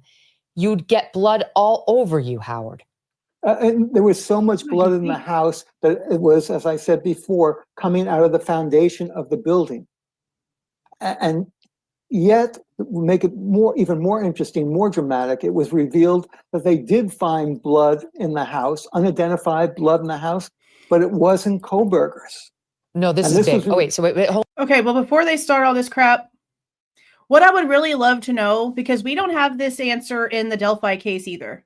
In the Delphi case, and I'm not going to say which girl it was because I cannot remember which girl it was, but I know that in trial, DNA under one of the girls' fingernails and a white liquidy substance that only men can produce was also found on one of their thighs. Unknown. Male, obviously, but unknown. And even in Delphi, they never told us whether they matched, whether they even like attempted to test that against Richard Allen's DNA. So I don't know, honestly. And I know that I mentioned it in a video before. I'm like, well, it's not Bryan's, it's not Ethan's, but do we really know if they even went that far? Do we even truly know if they even did that minimum amount to at least test it against Ethan and Bryan? I don't know if we know that. I would hope that in order for them to say that it's unknown, that they at least tested it against the victim and the actual suspect. But we don't know that, which is so stupid, because why? Why can we not know these things? 1 second before we get to that, because that's an important development. But think about it, because many of us believe that he had on like a worker's suit, because we saw that was, he bought one via Amazon, like a painter suit, that would cover up. What did she just say? Did she just say he bought it on Amazon? No. The information about any sort of outfit from anywhere came from a receipt that was apparently retrieved from a cabinet in Bryan Kohberger's bathroom, and it was from Walmart, not Amazon. I don't understand. Up Hey, your whole conspiracy. everything you're wearing, and that's he did that for a reason, right? He knew he was going to get bloody, Making up shit. And maybe he had those little booties that, you know, like when the heating guy comes to fix your heater, he puts on before he walks into your house. But he would have, like, think about it. He's sneaking out of the house covered in blood. Where does he take the stuff off? Right? According to them, the eyewitness saw him, which would have shaken him. He wouldn't have wanted to be hanging out in the house, disrobing, changing out of his workman suit and his booties if he's wearing them. He must have done that in the car. You would think he would have done that in the car and then disposed of this along with the murder weapon on the way home. And we'll get to the eyewitness, which is the most interesting thing of the whole day. But pause there. We'll get to the blood. We'll get to the eyewitness. So if you got into your car with a bloodied jumpsuit and a bloodied pair of like those slide-on booties, there should be blood evidence in the car. But there's not. Yes, and there was nothing in his trunk. They've taken the car apart, top from bottom. Exactly. Her reaching and doing all this boo-boo is literally the way that I feel like the state is trying to prosecute this case. She knows damn well that she should be out here advocating for truth just based on all the questions that she's asking herself. And she is probably just too well paid to keep a certain opinion to come out here and actually state none of this points towards Bryan Kohberger. Like, if she ever does, I will probably fall over and have a heart attack because there's just no way. Yes, exactly. All of it in 10 minutes, including, according to whatever they're about to say here in a minute, planted DNA of other people because he brought vials of blood with him. He did all of these things in like 10 minutes. I don't understand their logic. It just doesn't make any sense. Only scenario possible is that before he got into his car, he had a garbage bag. He put all the clothes he was wearing in a garbage bag and drove off basically in his underwear. And that was clean. But where in 20-degree weather? In 20-degree weather? No, probably not. Is the clothes he was wearing that night? Where's the garbage bag? Where is the murder weapon? No one can find it. They've been looking for 2 years now, 2.5 years, and they don't have a trace. I mean, he did quite a job of disposing of that murder weapon and those clothes. That's all you need. I mean, it'd be Notice that she didn't even try to say allegedly. She's just like, oh, yep, he got rid of the murder weapon. She's putting all of the blame into that. Wow. Game, he'd be done. He'd be total toast. I've often wondered if he managed to put it up in a tree somehow, like instead of down, instead of digging ground, which if they'd gotten enough search crews out there might have been identified. Is there any chance I think he probably it? threw it into the Snake River. He would driving back. There were the Snake River sort of came by the territory. He could have just tossed it anywhere near there. And see, the only way that he's actually able to get away with even having that theory to the guilters is because of that horribly done map that they have in the PCA that they've already stated is an estimate, that they have no actual proof that Bryan Kohberger even drove that way. It's literally all based on wherever the cell phone tower is picking, like wherever his phone is getting information off the cell phone towers. And what did we learn about cell phone towers? You could be driving forward, and because of how busy it is or how weak the signal would be, your phone would jump backwards or jump to the east or jump to the west. It doesn't have to be going. Your cell phone data and the way that it tries to jump for signal does not have to be going in the exact same direction that you are. And if he really went west and it's horrible service, his phone would be trying to reach all of these other towers on the opposite direction because those are the only ones they have an option for. They cannot prove he took that route, literally at all. It's so risky, or though, it's possible that he went up to that park that he's using as his alibi. He could have gone to that park after the murder as he's driving around, perhaps, and then left it somewhere up there. It's just mind-boggling. There's so much blood. The house is bleeding. Don't y'all think that they would have looked over there? Don't y'all think that they would have went over there with metal detectors and all kinds of things and looked for that knife? They've had 2 years. 2 years. They didn't find it because he didn't hide it anywhere, because he didn't do anything. Look, this is the face that she's making is how I feel looking and listening to this stuff. Dead young 20s and teenagers. In the course of 12 minutes, there would be blood all over you. How did he get it to the point where there was no blood in the car? That's a big mystery for me. It's a big question in this case. Okay, but let's talk about. It'll be a big question for the jury. Yeah, on the subject of blood, what you were going to say, we learned about those two other spots of blood. Yeah. In the course of the hearing on January 23rd, Ann Taylor, Kohberger's attorney, revealed that there has been blood found in the house belonging to two unknown males. The blood was found on a banister, a handrail, going up. 4. We were told 3. We freaked out whenever we heard 3. Now we learned about D. And like I said, there could be more. This just might be the only ones they're mentioning because it's on the handrail. And it's extremely important, the location. Up to the second floor, and also inside a glove outside the front of the house. How do you not DNA test as far as you did the knife sheath speck of boo-boo nothingness, a glove with blood on the inside, meaning that somehow or another, the person's hand that was inside the glove got injured to the point to where it was cut? What instances does that normally happen in? A fight. A fight. You're not wearing a glove and get cut on the inside because you're just wearing a glove to walk around. No, you get injured for a reason. How do you just stop whenever you get Bryan's name? How? Inside a glove. That's insane to me.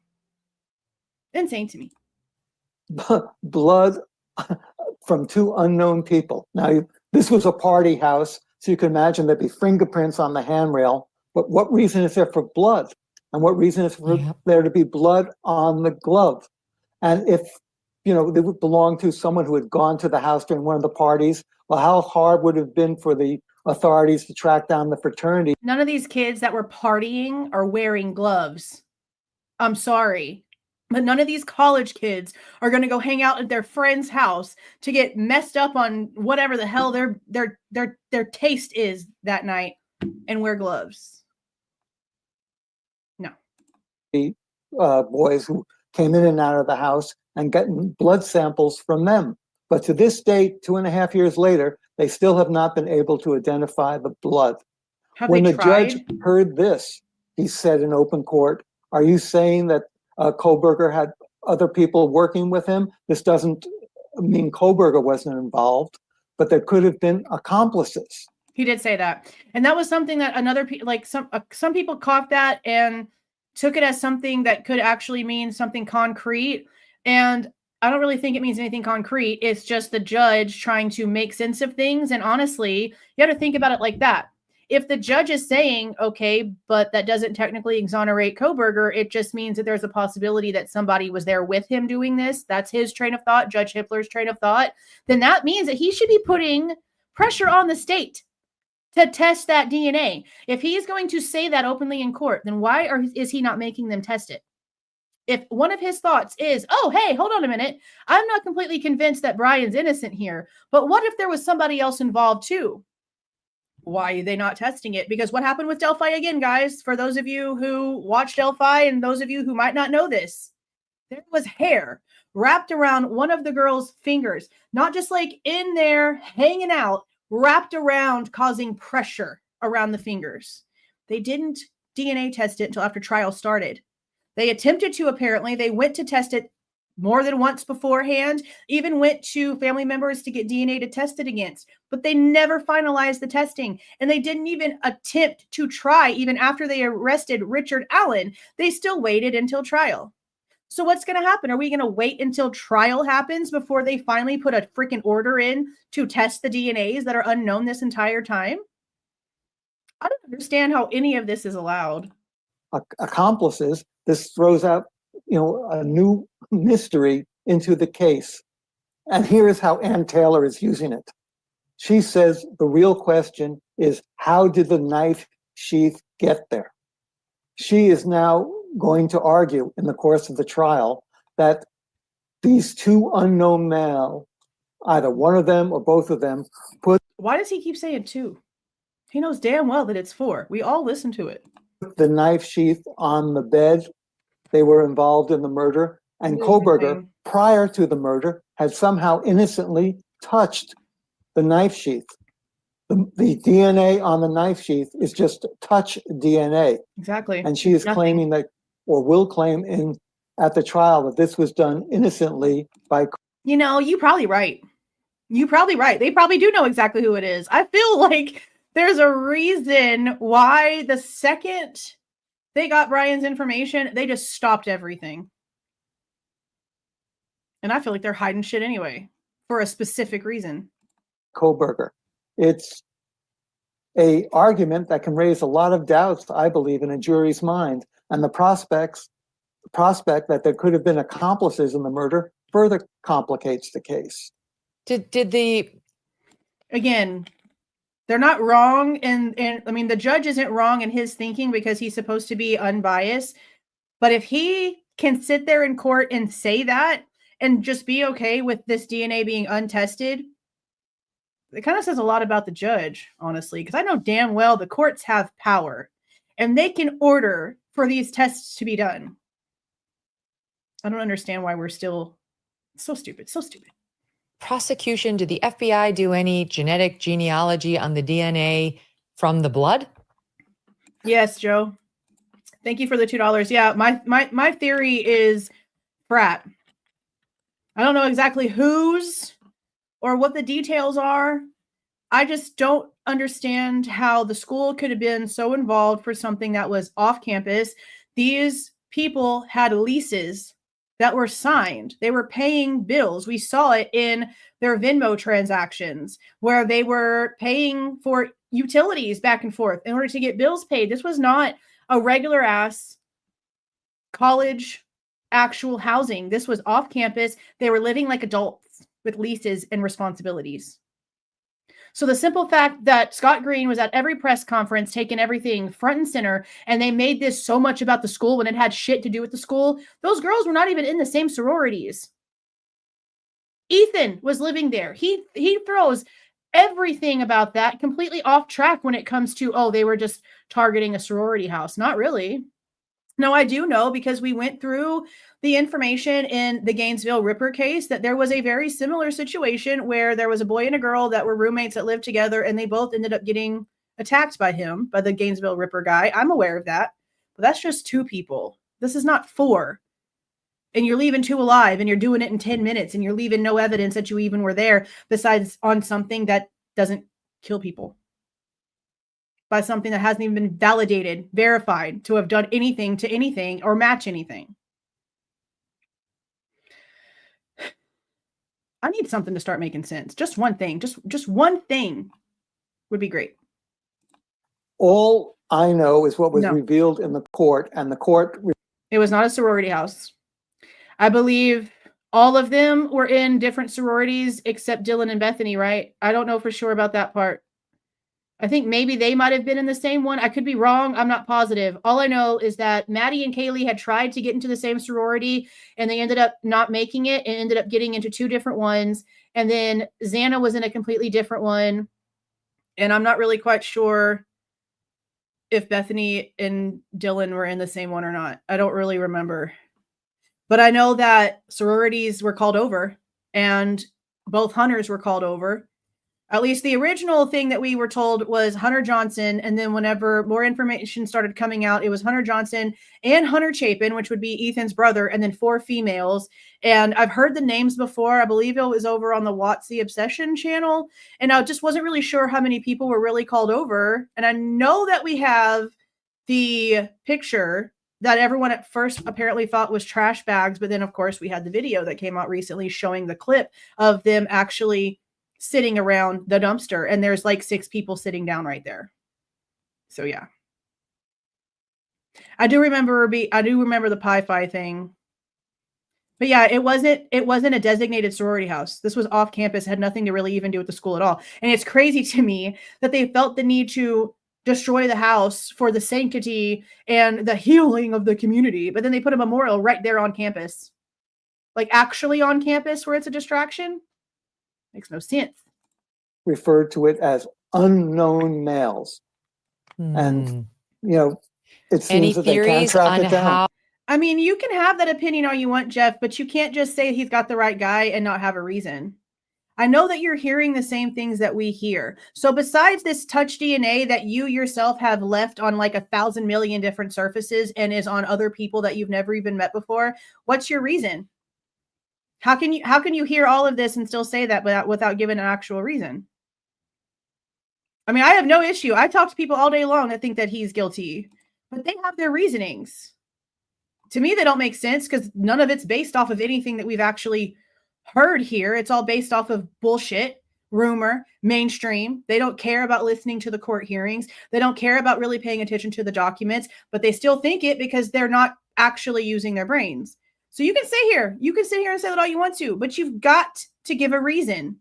And if you can sit here and see that the timeline is off so bad, that the timeline of him being off network is 7 minutes different, that the turn that they're claiming he took is 2 minutes different than what's on the camera versus what's on his phone. If they have no proof whatsoever he was over there, how? Does he have Stretch Armstrong arms and he reached 10 miles that direction, did some cray-cray stuff, and then wound him back up? Because that's the only way that would work.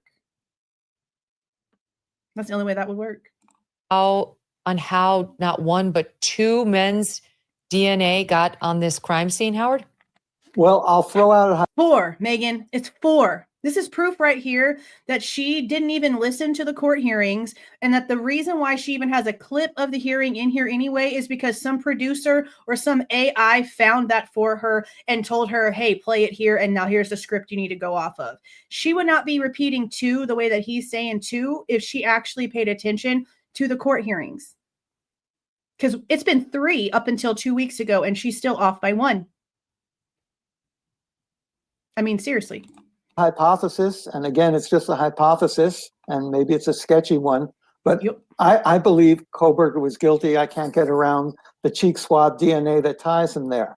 So if he was out to commit the perfect crime, if he was a student of forensics, he could have taken a vial of blood with him.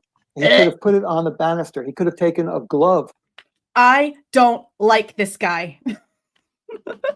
He's so out of his freaking mind. Out of his freaking mind. Out of his mind. Out of his mind. How is he just...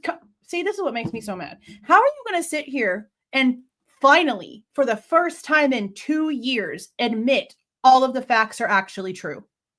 But now, now say, oh, but he brought some blood with him. Do you hear yourself? I was waiting for it, Tiffany. I read all the comments. I was waiting. Like, what? This dude is wild. That's what I'm telling you. He's a fantasy writer. He's full of it. Full of it. Full of it. It is. It's completely frustrating. Like, why are you going to sit here and just make crap up? You literally just admitted he wasn't at the scene. It's not his car because they can't prove it's his car. The 3-point turn car is on no other cameras, just like we were told in court. It's not on any other camera footage. And what did I show you guys? Was it yesterday? Day before yesterday? They were going 24 miles the opposite direction, following the same white car. Now after they now after they have Bryan, they want us to then forget that they went 24 miles that direction and think that instead them saying that he went south and made this U-turn is really the way that he went. But they didn't follow a car south before, did they? They didn't follow a trail south and come back up into Pullman, did they? No, they didn't. They were going the opposite direction following that car. Now they get the name and they want to erase that part of it. You know how like you go to do a maze and you hit a line and you're like, oh crap, I got to backtrack. That's what they did. They erased it so that we don't know that the exact same car that they followed that way, they then want us to think, it actually went that way instead. So what the hell did you follow that way? How are you going to make us believe that you can just change what actually happened and we're not going to notice?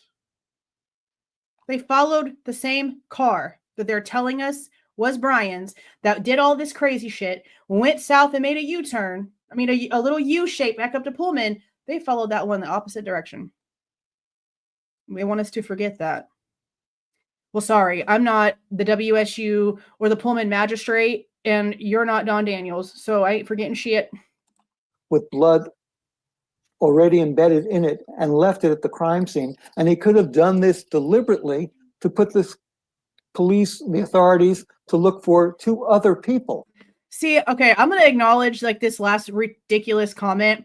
So instead of like actual facts, this person who is still here, obviously hurting their own mental health by being here, because apparently I'm just like stupid and not smart, but they're still here anyway. So they're purposely choosing to lose IQ points by listening to me, I guess. She's making shit up about Bryan being all kinds of high on all kinds of drugs, but still being able to be so meticulous and clean. Still be able to be a miraculous ninja, but oh, he's so screwed up in the head on drugs. That's why he did all of this. You're the conspiracy theory tinfoil hat wearing weirdo here. I don't know what your issue is, but you probably need to go back to Daniel's channel because you're kind of not smart. And he would have, meanwhile, been just gotten away with it. And it all would have worked if he hadn't left the knife sheath behind. Yeah. It's a fascinating theory. All I could think of when you were saying it was, of course, the famous Johnny Cochran, if the glove doesn't fit, you must acquit. Right. And I bet you anything that glove does not fit Bryan Kohberger's hand. Did she just admit that Bryan Kohberger was innocent? Did you hear that? She just said, how much do you want to bet that that glove doesn't fit Bryan Kohberger's hand? So she's admitting it? Let's listen one more time. And he could have done this deliberately to put this police, the authorities, to look for two other people. And he would have, meanwhile, been just gotten away with it. And it all would have worked if he hadn't left the knife sheath behind. It's a fascinating theory. All I could think of when you were saying it was, of course, the famous Johnny Cochran, if the glove doesn't fit, you must acquit. Right. And I bet you anything that glove does not fit Bryan Kohberger's hand. She just said that shit. Oh, like on purpose? On purpose. Speaking of the glove don't fit, you must acquit. Did y'all guys see that Court TV emailed me and they wanted me to be part of this new series that they're doing about OJ Simpson? And I was like, no, bro. I'm not doing this.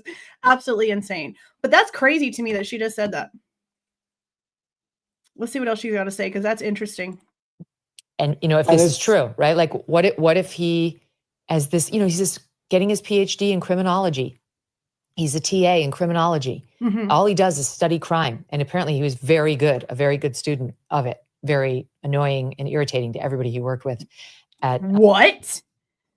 What? Did she just say that? Find me the proof of that, because everything else that we have actually heard was that he was respectful, kind, hardworking. And when it came to the girls that were complaining that he was like sexist or whatever, it's because they were lazy. They were lazy. I exactly remember the situation that this person talked about was that there was something that she asked him, and his only response to her was, well, did you read the homework? Or did you read the assignment? Because the answer to her question was in what she should have read. And if she would have read what she was supposed to read, she wouldn't have that question. I answer people like that all the time. All the time. Because if I've already answered you and you're coming at me and asking me again, that means that you didn't pay attention to what I had to say in the first place. You want me to allow you to take the lazy way out. I answer people the same way he does, if it's necessary. So how is that sexist? It's not. You're just lazy. And because you are pretty, you think that you can just ask a bunch of questions and have everything done for you. And he wasn't allowing that. And you didn't like it. Was that person's story. That was that person's story.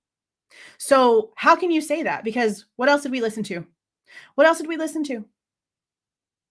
Cassie, remember Cassie? She was a student in Bryan Kohberger's class. The smile in her voice when she talked about Bryan and his khakis. I mean, come on, bro. Come on, bro. I'd love to know where they're getting these lies. I think the only thing that she actually reads or pays attention to is his book. I think that's where she's getting it from. For real. Washington University. But what if he really did do that? What if somehow he had access to somebody's blood? I don't know how he would have gotten it, but there is some speculation this may not have been his first crime. If this was his crime, it was so meticulous and well handled. Perhaps this wasn't his first rodeo. And what if that really was like an homage almost? Oh my God, she must listen to Drunk Turkey.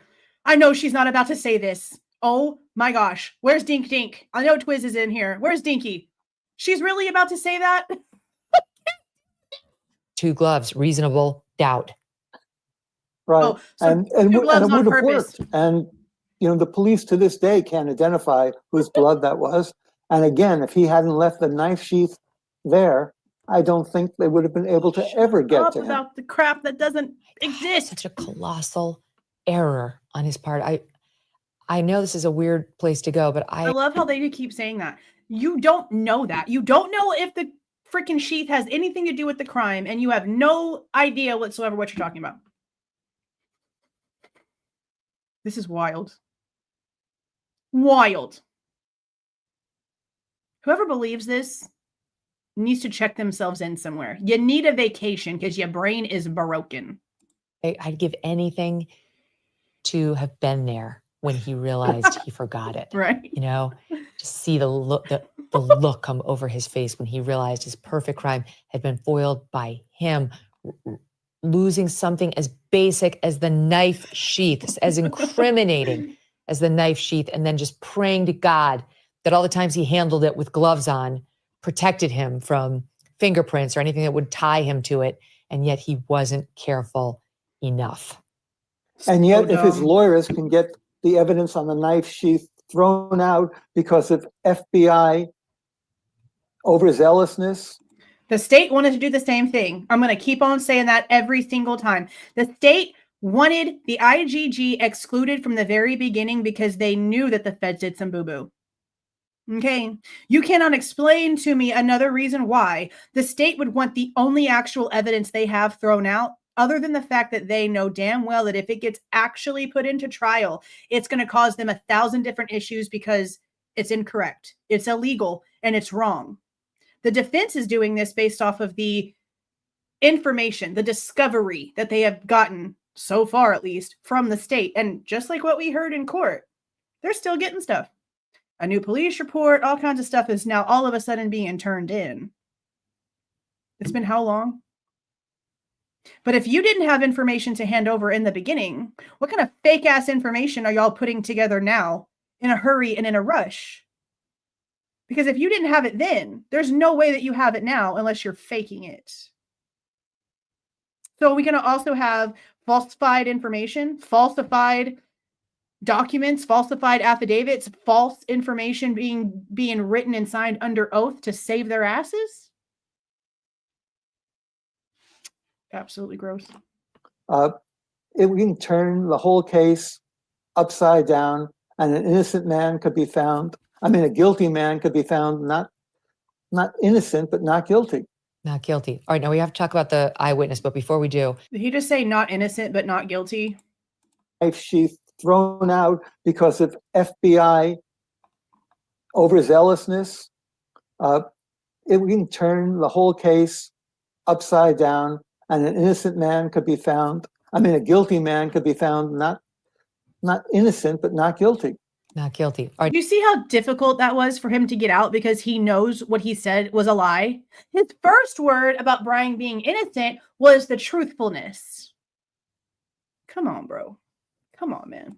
Now we have to talk about the eyewitness, but before we do, I want to say this. This is the first time I really thought about the DNA. Now that I'm they've sure been it caught, is. Honestly, right? The FBI. I believe that. They shouldn't have used those private company databases. They did. They're obviously much bigger because a lot more people would give their DNA if they knew it was going to stay private and not be available to law enforcement. So they did, and that's how they found Bryan Kohberger's dad. To me, there's actually no chance of the judge suppressing the genetic genealogy, the touch DNA or anything because of that, because I want to know what Megyn Kelly thinks about the fact the state was wanting it suppressed first. Has she ever talked about that? I'd love to know what her idea was on the fact that the state wanted this excluded first, because she's acting like it's so horrible that the defense wants it. What was her freaking thoughts when the state wanted it? I would love for her to actually answer that question. that is a violation of the terms of service. I assume it's Ancestry DNA and 23andMe. I don't know, but those are the two big ones. It's MyHeritage. It's MyHeritage DNA. That was the one site that was cited in court. Okay. So that's a violation of the terms of service of that company. That company has rules that law enforcement's not supposed to go on there. But I don't think there's a law saying you've broken the law as a cop if you go on there. It's just like the cop. Is she stupid? That's a question. I'll just say it. She's stupid. Yes, there is. The judge literally stated that they went against their own policies, that the cops, the feds did what in their own policy says that they're not allowed to do, and they did it anyway. That came out of Judge Hippler's face. You can't take this away. This is the truth. This is what happened. The judge even said, well, that's what the evidence shows. Damn straight it does. Girl, you need to shut up, stop talking to this idiot, and go watch the court hearings. Seriously. Violated a term of service of a private company. So that's between the cop and the company. Maybe the cop, the police department gets sued over that. But I don't see how that helps the defendant whose DNA was uploaded. I agree with you. I think they're just trying to create as many arguments as they can to force the defense, trying to force the issue. I do think Kohberger's relatives, if they wanted to, could sue the police department, the FBI who did this. I think the FBI agents who did this could be reprimanded by the Justice Department. Those things could happen, but I don't think it will affect Kohberger's case. Yes, but again, I was totally surprised. It would have to, because if there's proof that something was done illegally, it has to be thrown out. That's the reason why there's rules and already things set in place for whenever those rules are broken. Surprised that the judge left open the possibility of a Franks hearing. And if this happens, if there is a Franks hearing, then it's potentially a whole new ballgame. So interesting. Okay, let's get to Dylan Mortensen, right? No, I don't have her in here anymore. I'm tired of her. I only give you so many chances to not be so stupid and ignorant. And if you're going to continue to be in here and be stupid and ignorant, that's why I was quiet for a second. I was actually going to look at her channel. She created her channel in September of last year. So she's only actually been on YouTube for maybe 5 or so months. I don't have time for people that probably are running their mouth behind fake accounts. You're gone. Jess can literally kiss my fat ass. I'm sure you're going to make another profile to come back in here, subscribe, wait 10 more minutes just to run your mouth again, because that's the kind of weirdo you seem to be. So let's just continue here. Who is the eyewitness? He went in the middle of the night. He killed 4 roommates, but there was one roommate. There's another roommate who wasn't there. And there was this roommate, Dylan, shown here. And she is what? Hold up. What the hell did she just say? Possibility of a Franks hearing. And if this happens, if there is a... Did she just say another roommate that wasn't there? One roommate. There's another roommate who wasn't there. And there was... She said it. She said it. That is speculation.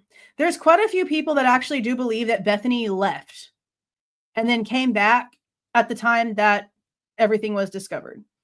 But the police are wanting us to believe that Dylan left her bedroom and went down to be in Bethany's bedroom with Bethany. With Bethany. So you can't say the things that we've heard and then say she wasn't there. There's never been any proof in literally anything that Bethany wasn't there. And Bethany cannot have exculpatory information for Bryan Kohberger if she wasn't there, right? Unless she was physically with Bryan Kohberger at a whole nother location while this shit was happening, she would have to have been there in order to have exculpatory information. And there's no connections between him and anybody. including Dylan and Bethany. I can't believe she just said that. She cannot say that. And then she just can't say that. She wouldn't have exculpatory information if she wasn't there. I don't understand why she's saying that. That is so stupid. Right? Who is the eyewitness? He went in the middle. Potentially a whole new ball game. Potentially a whole new ball game. So interesting. Okay, let's get to Dylan Mortensen, right? Who is the eyewitness. He went in the middle of the night. He killed. Guys, this Detective Mallory is not Detective Mallory. Detective Mallory is under a gag order. This is a person just using that name. Just so y'all know. Thank you for the $4.99. Have you seen the results when you submit DNA to every service? Results are not exactly the same. It's not perfect like they want you to believe. Oh, it's really not. It's really not. Like, we actually know for a fact, like, what our bloodlines are. My dad's family keeps, like, immaculate records of where our family actually came from overseas and, like, all the things.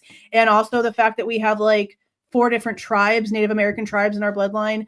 And some people in my family did these tests, like, not immediate family, but family enough to where the result should have been what we kind of like have already known, and it was like way off and wrong. And I'm like, bro, no. I don't believe any of these things. Plus, I did a video a while back talking about 23andMe. Their entire board walked the frick away.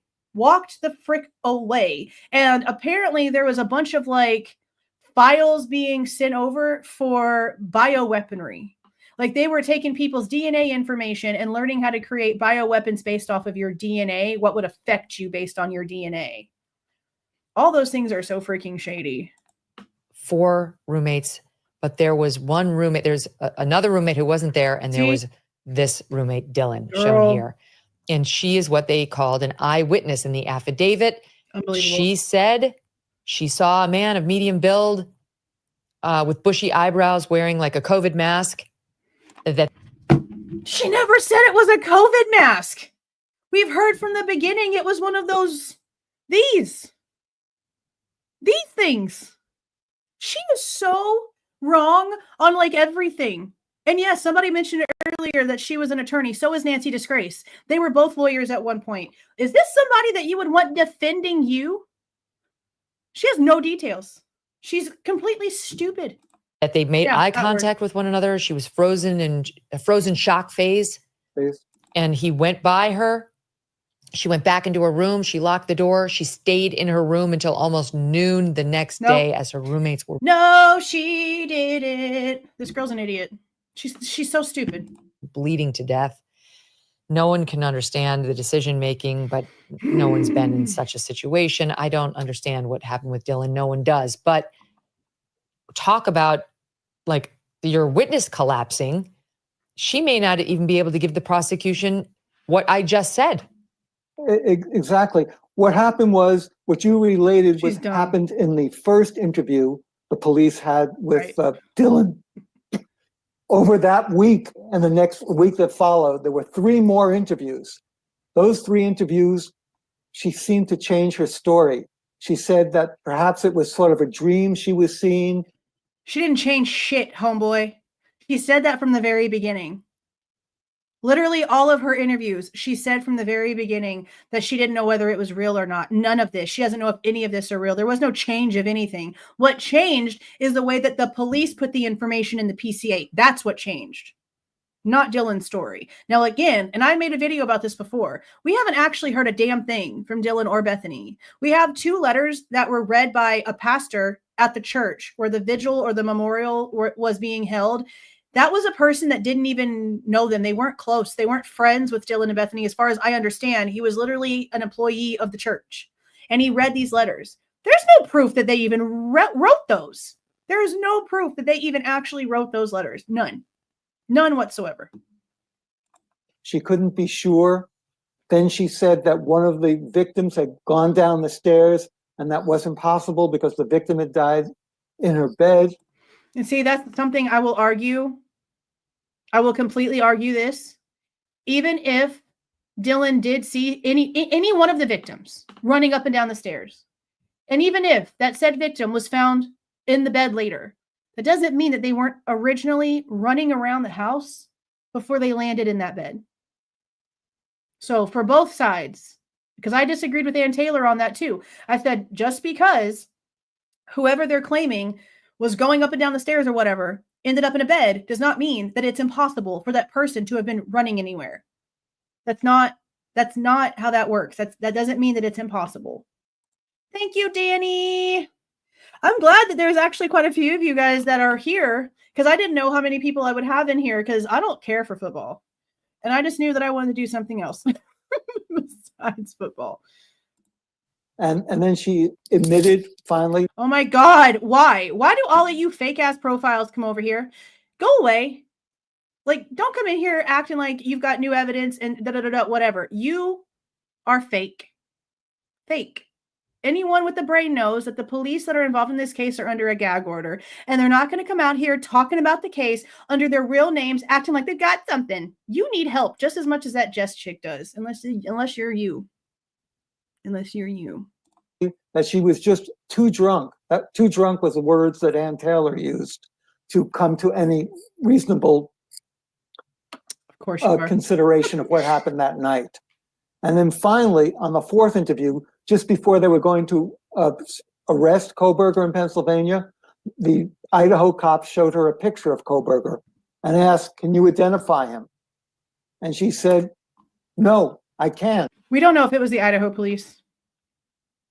They actually never stated in court which agency actually showed Dylan the photo. They didn't. Oh and that God. really weakens her use as a witness, between being too drunk, between saying that she might have been dreaming the whole thing, and then not being able to identify the photograph. Well, the prosecution's big witness has, I don't even know if she'll testify at the trial. I don't know if she will either. And that may have been the point of her changing her testimony. Like, picture a scenario in which she's just too terrified to sit in a courtroom across from this guy. I'm sorry, what? Too terrified to sit across from a guy who's in jail? Who, if you come and testify and he's actually guilty, ain't gonna get out of jail? What you scared for? What you mean? What you mean? No. You're full of it. Full of it. And also in front of the public, which, I mean, she didn't have anything to do with these crimes. It's just, there's a fair amount of like, you don't know that. What kind of a person would go back into their room and not call 911 after, she's saying she's so afraid of this person, she went into shock. It's just hard to understand. I'm not trying to be unforgiving toward her, but I don't maybe want that's what's happening. Pugn her character. I mean, who knows what's going on in anyone's mind? But they better bring up the fact that she was on hallucinogenics, or else they are deceiving their audience even worse than I thought was possible. Because I haven't heard that part yet. I've heard them claim it was a dream, but I'm not hearing them say anything about Dylan being on hallucinogenics.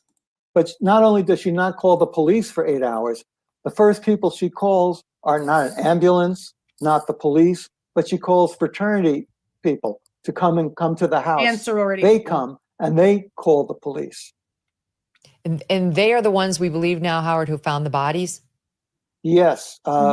There's a new video that's just was released last week, and you can see Ethan's twin brother. There actually were triplets, sitting outside the house the moment when the police arrived, and he's wearing a pink sweatshirt sitting by a dumpster with his head in his hand. Yes, she was on hallucinogenics. It was stated in court that she was on things that made her see things that she thought were not real. That she was so messed up on things that it made her see things that were not real. That was her excuse for saying, I don't know if any of this is real. I don't know if any of this was a dream. I don't know if it was just my head. Because she was so screwed up on stuff that makes you see things, according to what we've heard so far. It's a very poignant video. Wow. So because that was always one of the big mysteries, that it was somebody else. It wasn't Dylan who called 911 when ultimately the authorities were called, and we didn't know who it was. But now we believe it was the fraternity brothers who she called to come over to the house. Yes. And see, that's still up for debate, because there's so many things so many things from the very beginning whenever we heard about this phone call, and then we got information from Kaylee Goncalves about who was actually called over to the house, and then we got more details.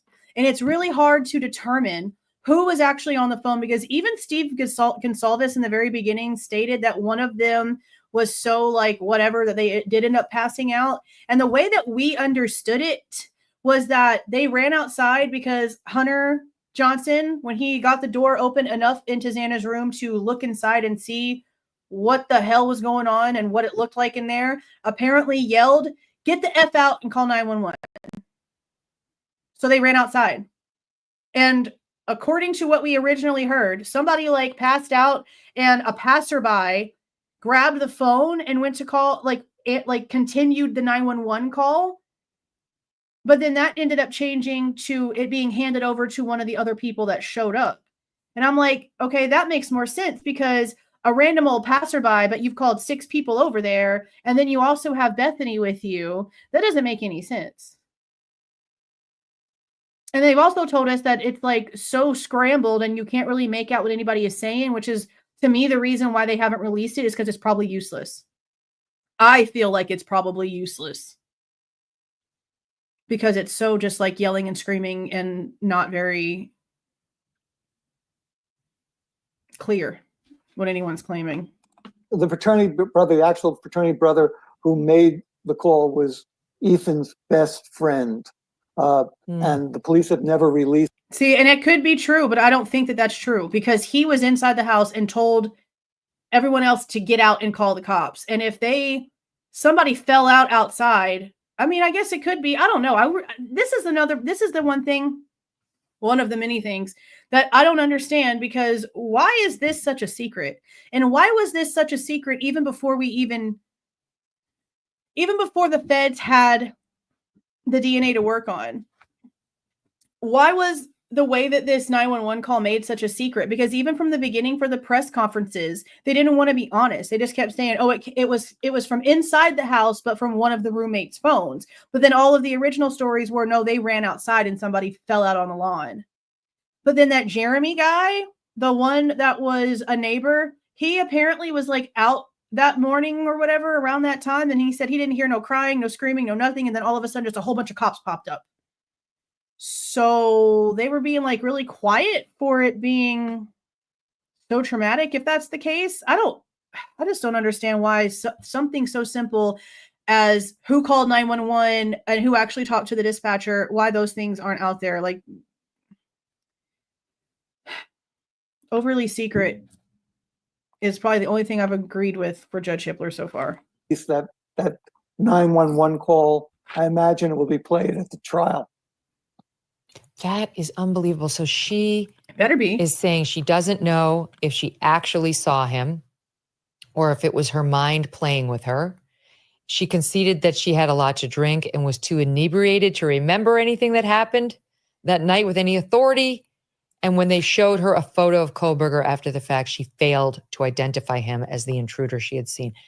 And I'll say, because I've said this before, because Jennings, her stupid self, tried to make it sound as if this matters. Because she was like, well, of course she didn't recognize him. She didn't recognize him whenever it happened. She said she didn't recognize the male voice, blah, blah, blah, blah, whatever. If you watched this person walk across your room and it ended up being such a ridiculously traumatic event, you would recognize the shape of his brows, the way that his eyes are shaped, the way that his cheekbones are right here in the space that you can see. Something would have been imprinted into your brain enough to be like, maybe, but I'm not too sure. But for her to just straight up be like, no. That's so freaking important. That is so freaking important. Thank you for the $2, Joe. One thing for sure, that guy needs a lozenge. Yeah, I'm actually wondering if his voice is this hoarse because he's done like 1,000 interviews, because, you know, he likes to make the rounds. These are terrible facts. Not a very good witness. No, she's not going to be helpful at all. And it's unfortunate. Their case doesn't rise or fall on her, but boy, you'd much rather have her say, I'll never forget those bushy eyebrows. And if I see those eyes again, I'll know them. I'm sure that you would, Mrs. Ma'am, but they got the wrong dude, which is why she can't. Because if she were to actually be honest, she would probably sit there and tell you that she recognized not only the person who walked in front of her door, but also that she recognized the voices. Because some people were actually wondering if maybe Ethan had said the whole "it's okay, I'm going to help you" thing. And I kind of thought that maybe at first, and I mean, it still could have been, but I went back and listened to those 2 letters that were read, and Dylan described Ethan as being somebody that was kind of like a brother to her, which I don't see how that's a thing, but okay. So I feel like if you would have really felt that way about Ethan, then you would have recognized if it was his voice. So if any part of that is accurate, then maybe it wasn't Ethan that said that, but I'm still 50-50 on that, because the only other way that really works for it to make sense for her to be able to hear it, to me, is perp to perp. That's my opinion on that one, perp to perp. There they are, right there at defense table. Right. And what's making... And you also have to remember that in Richard Allen's case, all of the people that were apparently brought in to be on the stand and testify, none of them were asked if the man sitting at the table was who they saw. None of them were asked at trial to identify Richard Allen. You know why? Because the state damn well knew that that wasn't the man that they saw that day. That's why they didn't ask them to identify him, because they wouldn't have been able to. All these doubts about the case have even more weight. There's a bill that's just been introduced in the Idaho legislature. It was at the beginning of January, where right now the death penalty is administered through a chemical injection. And then if the chemicals aren't available, then there is a firing squad. Well, the Idaho new bill wants to get rid of the chemical injections and just make it a firing squad. Wow. So they want to, they are demanding their pound of flesh, in a sense. And that's going to, going to weigh on the jury too, I think. Yeah, I actually have a video that I recorded about all the crap that JLR has been spewing out here lately. And one of the things that he said that I actually did agree with, being a possibility at least, is that if Bryan is actually found guilty, convicted, all the things, that I really do think they might, to prove a point, expedite him meeting the firing range. Because why else would you not try to get rid of your fall guy as fast as humanly possible, So that video should be coming out tomorrow. Joe says, all your roommates are sprawled out, covered in red, and you call 911 saying someone is unconscious and not paramedics with police show up. Huh? I know. Thank you for the $5. I know that's the part that I'm really trying to figure out, because what we've been told is that one of them is the one that passed out and was the unconscious person. But I just don't understand that. I don't understand that. I don't know if maybe she just actually got up too fast and maybe fainted because the blood rushed to her head too quick, or if she was really in some sort of state. But I'm going to tell you all this, and I've mentioned this before. Now, a long time ago, I was on the Drunk Turkey show before he became intolerable. And one thing that he told me, one of several things he told me after the live, and we were talking in StreamYard, in the back end or whatever, was that when Jack walked down to the scene and was walking around at the scene before they ended up taking him to do all their questioning and shit, he heard Dylan on the phone, telling somebody on the phone that she saw somebody in black walking by her door and blah, blah, blah, whatever. But she didn't really seem all that distraught. It just seemed like she was sort of in a normal, not, you know what I mean? She didn't seem emotional to the point to where she was freaking out, hysterical, telling the story to whoever she was talking to, which is probably her parents or her boyfriend, but she was on the phone with someone. And Jack D heard this, which is why whenever that visual or the memorial happened at the church, Steve Goncalves apparently asked to talk to Dylan and Bethany, because the letters might have been read by somebody else to make people believe that they weren't there, but they were sitting in the freaking back. They were sitting all the way in the back. And Steve asked if he could talk to them. Bethany jetted. And that's whenever they sort of figured out that Dylan was really kind of lying, because they'd already heard the story from Jack about what he heard Dylan saying to somebody over the phone. But then after Bethany leaves, he then asks Dylan, Did you hear anything? Did you see anything? Whatever. And she tells him, no, I didn't hear or see anything. I was asleep. Just to find out all of that's a freaking lie. So from the beginning, the Goncalveses have known that the roommates are freaking lying to their faces. And they still behave this way. I just don't understand it. I just don't understand it literally at all. Thank you so much for the $20. That's very sweet. Thanks for all your coverage on this, Jules. I've been watching you since the Kylie Rodney case, and I appreciate everything you bring to the table. You're honest, real, and don't take bullshit. I appreciate you. Thank you so much. Thank you, thank you, thank you. I always feel weird reading comments like that because I'm like boasting myself or like, you know, like it feels like I'm, you know what I mean? Anyway, thank you very much. Just very sweet. Wow. I don't know. I'm fine with the death penalty. I really am. I like O'Reilly always used to say he was against it because he thought it was too easy on the defendant. You know, he wanted them to suffer in prison. I just feel like if Bryan Kohberger committed these crimes, he killed these 4 young, beautiful people in the prime of their lives, I'd have absolutely no qualms at all seeing him shot down by a firing squad. I might actually celebrate it. I mean, look, some people don't deserve to breathe. Let's just be for real. There are monsters out there that do horrible things to many, many, many, many people over time, or do horrible things to children or to people that are vulnerable and cannot protect themselves, defend themselves, all the things. I don't believe that certain creatures should be allowed to continue having a heartbeat. That's just a fact. I'm going to say that and I'm going to die on that hill. Some people that do things should not be allowed to live. It's just that simple. It's just that simple. But I cannot sit here and just condemn every old person. I have to know for a fact that everything that they have is concrete and real. And what they have here is absolutely nothing. And if they somehow manage this, it's going to be beyond disgusting because they've got all kinds of doubt. Not one thing concrete. I don't see how a jury could actually find that being the appropriate punishment with the lack of information. The crime itself, the severity of the crime itself, is honestly what makes it a DP case. The fact that there's no evidence is literally secondary because all the jury is really going to care about is the severity, the heinousness, how horrible it was. It's going to take a jury that really knows how to decipher the difference between the details of the crime and the evidence against Bryan to make this work. And I just do not feel, I don't have any faith in jury systems anymore. Look at Richard Allen. They're literally, the literal only reason why Richard Allen was found guilty by that jury was because he sort of sounds like Bridge Guy. Go back and listen to what the jury chick said whenever she came out and talked to murder shit, okay?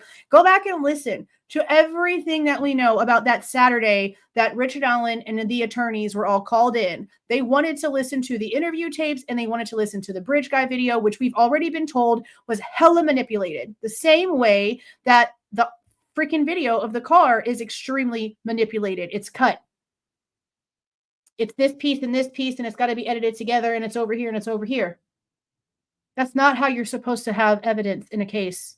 It's not supposed to be edited, adulterated, manipulated. It's supposed to be in its most original and true form, or else it's not supposed to be admissible.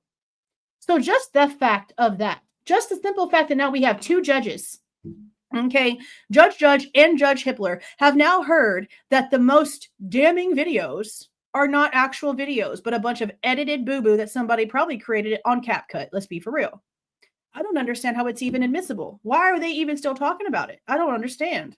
Well, you might be able to get on the jury then.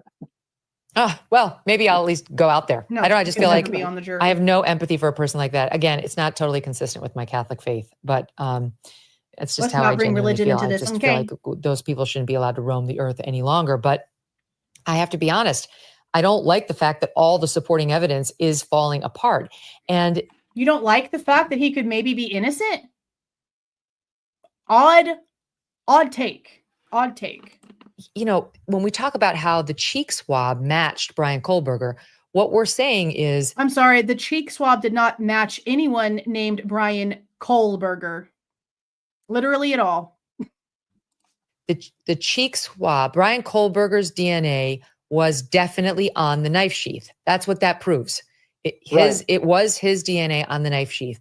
But let's be honest, all that really proves is that he touched that knife sheath at some point. Nope. No, it don't. No, it doesn't. No, it doesn't. No, it doesn't. And I'm not even going to explain why, because all of my people know why. No, it doesn't. It's not prove murder. Exactly. Ann Taylor's big question, and which her defense is all going to be based around, is how did the knife sheath get in that bedroom? Who could have put it there? It wasn't Bryan Kohberger. Right. And if there's, what I need to know is who actually saw it and when. Because one of the main things that there is a difference of when it comes to Payne's PCA versus Blaker's PCA is that one of them is claiming to have basically seen it in real time, and the other one is claiming that they were told about it later. But they were apparently walking through the crime scene together. They got there together to work the case together. So I don't understand why those two things are so different.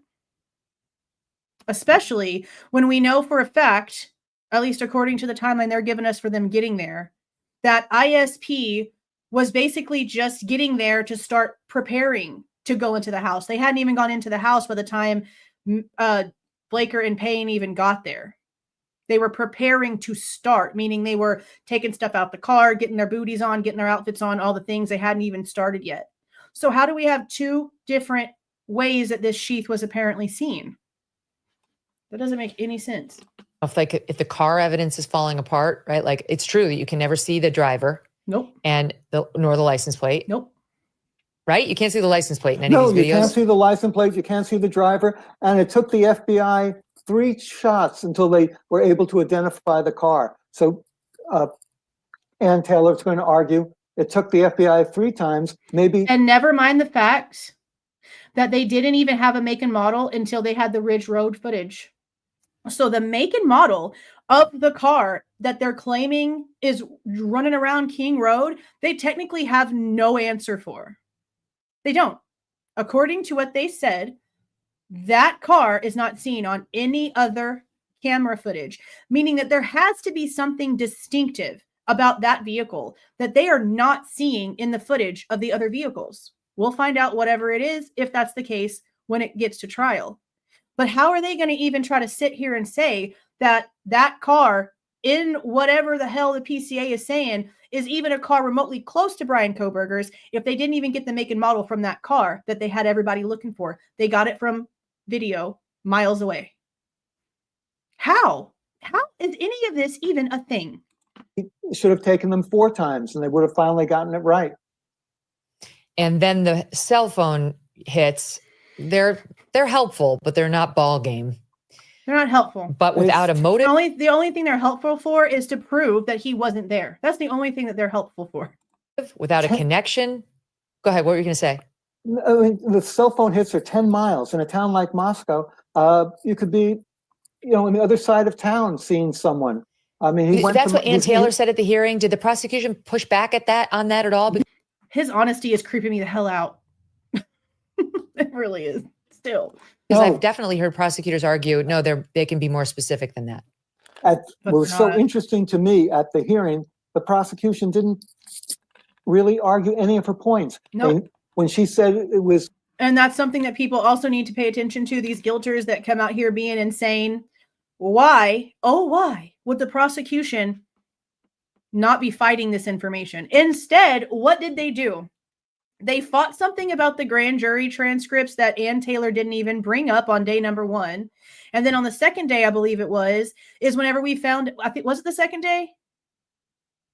I don't remember whether it was the first or the second day where we found out about Dylan not recognizing Bryan. But that didn't come from Ann Taylor either. Jennings stood up and just let that slip out of her face. And that wasn't even something that was brought up. The defense isn't even really the one giving us all the tidbits that we're all kind of like freaking out about. I know that the stuff about Dylan is a big deal when it comes to her imagining things, thinking that she's hallucinating, thinking that it's all a dream, thinking that it's not real. But for the state to just be like, yeah, our eyewitness didn't recognize our suspect and just act like that's not a big deal. Hello, I don't understand. I don't get it. An outright lie That was her words, outright lie. That he had stalked any of the victims, they didn't argue. They went along with that. That there was no blood evidence, they didn't argue. There were no dog hairs found anywhere on Kohberger. They didn't argue. They seemed to be conceding all these points except for the DNA evidence. That's not good enough. That's not good enough, because it'd be one thing if his blood were at the scene and... Yes, they do, Jeff. Stop. You always are trying to make an excuse. Yes, they do. That's the entire point for what they're doing, is to argue the arguments in front of the judge so that the judge can make a decision on something. So yes, they do have to refute it, because that's the entire point of the hearing. Yes, they do. That's the entire point. And that was a match to the cheek swab. What we're saying the cheek swab matched was that one piece of touch DNA on the knife sheath, which I realize is a good fact for the prosecution, but it's not ball game. It's maybe he somehow touched the knife at a friend's house. Maybe he touched it in a store. Maybe, I know he purchased a knife on Amazon that appears to have been a K-bar knife. We don't know that. We don't know that. What we have is a warrant from Amazon with 2 different serial numbers on it for what they thought could be the knife that would fit that sheath. And we did have a list that came out. I need to go back and find it. I don't know if I did a video on it. Did I do a video on it? I might have done a video on it. There was a little list that came out, and it was before the gag order, and it was like initials and states for like who apparently did buy those serial numbers of the knives from Amazon. But there was never anything specific claiming Bryan Kohberger actually did buy a knife from Amazon and this is the warrant for it. None of that's out there. That is a generic warrant for maybes. It's 2 different serial numbers. It's maybes. I might have done a video on it. I'm not positive, but I remember that we talked about it. So where's the proof? Where's the proof that he actually did? And even if he would have bought a K-bar knife when he lived in frickin' Pennsylvania, you know how many men have that knife? You know how many teenage boys that shouldn't even have that kind of weapon walk around with it in their back pocket? It's a very normal thing. Very normal thing. Knife, but maybe somebody stole that knife from him. There's a lot of loops the prosecution's going to have to close. I mean, you're a good lawyer. You're raising all the right questions. She's and stupid. now that unknown male blood she's not a good lawyer if she's no longer a lawyer.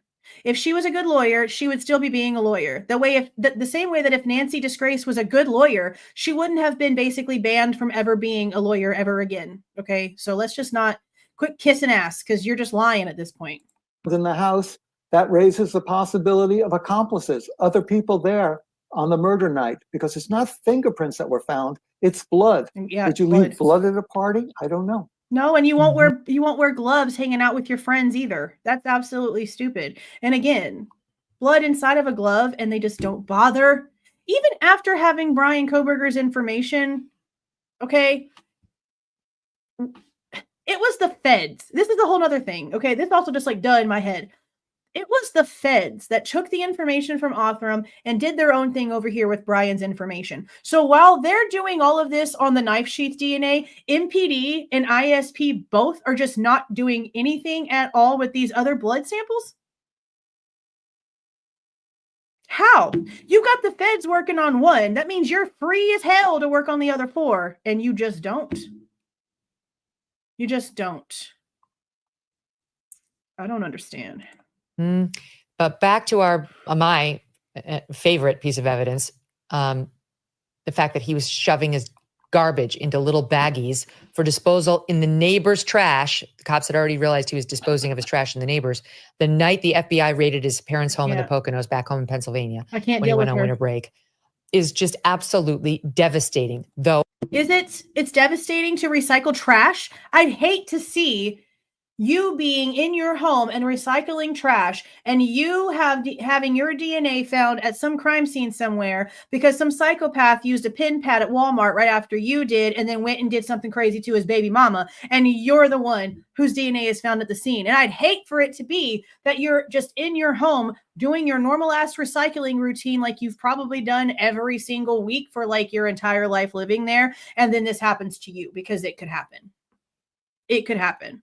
And by the way, it was never stated that on the night that they arrested him that he was leaving his house to go do anything with the neighbor's trash. Again, again, that was something that they claimed they saw him doing when they were driving around and surveilling him. You know, that's how they know that he would leave every single day and go on jogs completely unarmed, apparently. Okay.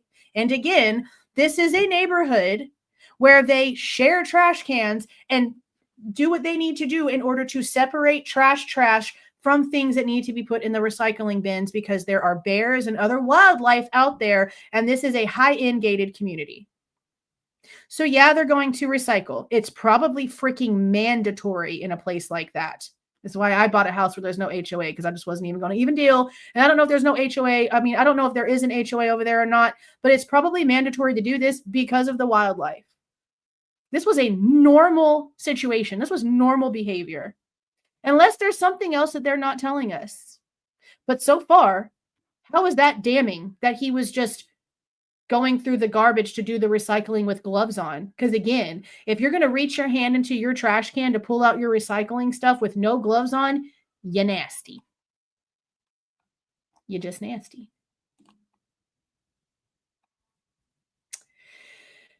What's that say? Thank you for the $2. BK could have left that and the sheath at the party house. I mean, if he ever was there to go to a party, but they don't have any proof that he was ever there for that he even knew them whatsoever at all. Literally at all. Oh, I will acknowledge it is possible a crafty defense attorney will find some willing family member or someone to say there was a reason for that. Like he's got OCD. He always did this. He'd done it for years. We didn't know why. I don't know why if he had to put his things in Ziploc baggies, he couldn't have put it out in his own trash, had to go in the neighbor's trash. But that's see, and this is what I'm talking about. This is why I cannot stand people. This is somebody who is making hundreds of thousands of people believe false information because she's too stupid and lazy and entitled to go and read the documents herself and watch the hearings herself. She's getting her information from this dipshit and whoever her producers are. I want to throw up. It makes me sick. A terrible fact for the defense. Well, the defense is going to try to get around that in one way, is that Kohberger's parents lived in a sort of gated community. And they had a garbage service. The FBI and the Pennsylvania State Police got the Kohberger's garbage from this garbage company. The defense is going to claim they did not have a valid search warrant, a valid warrant to get this garbage from the private carting company. I don't know if that's going to hold up in court, but that's... So is that actually... Okay, like I know that that's the situation because we heard about that in court. Because honestly, look, when they said that they took DNA out the trash can and then did all the things that they did with it, I really thought that they just like went up and popped open the freaking trash can and like took something out of it, just like hoping that there was some DNA on something. I didn't know that they had gone in, had the trash trucks go and do normal garbage service, and then they removed the DNA stuff. That makes more sense to me. That they would have made it look as normal as humanly possible. And then once the garbage truck left the area, then that would be the case. Then they would get it. And I think Heather said something earlier about the trash truck like coming in. Yeah. See, and that's another thing.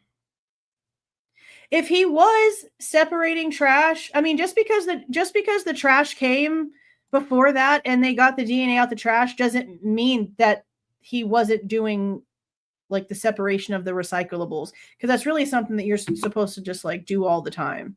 And it's probably a lot easier if you do it whenever it's happening instead of digging into your nasty trash every week.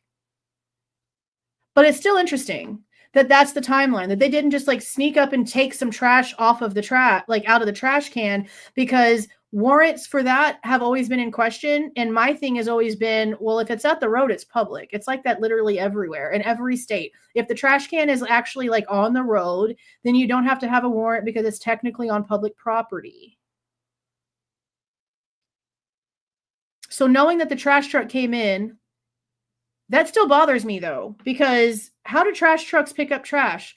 They grab it with this hook and then they pop it into their thing and then they put the trash back down. And if the garbage truck went in and did their route that they always take, then how do they, like, I understand that they apparently got the match saying that it's the father of whoever the DNA is for. But just the simple fact that they know damn well that trash can got picked up and the trash got dumped into the bucket, that means it's mixed in with all kinds of other stuff too. It's all very everywhere.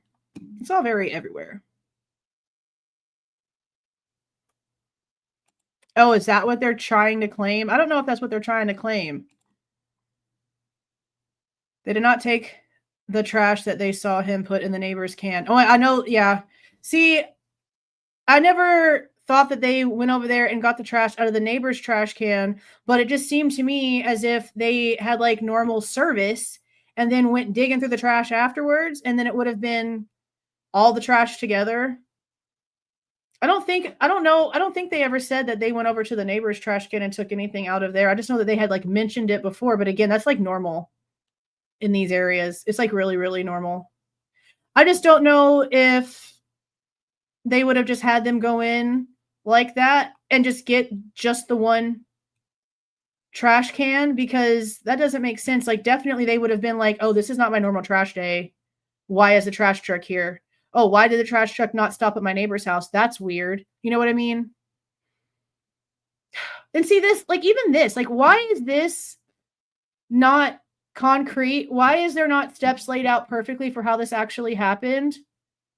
I don't understand why there's every little thing is a problem or is being kept secret. It's stupid.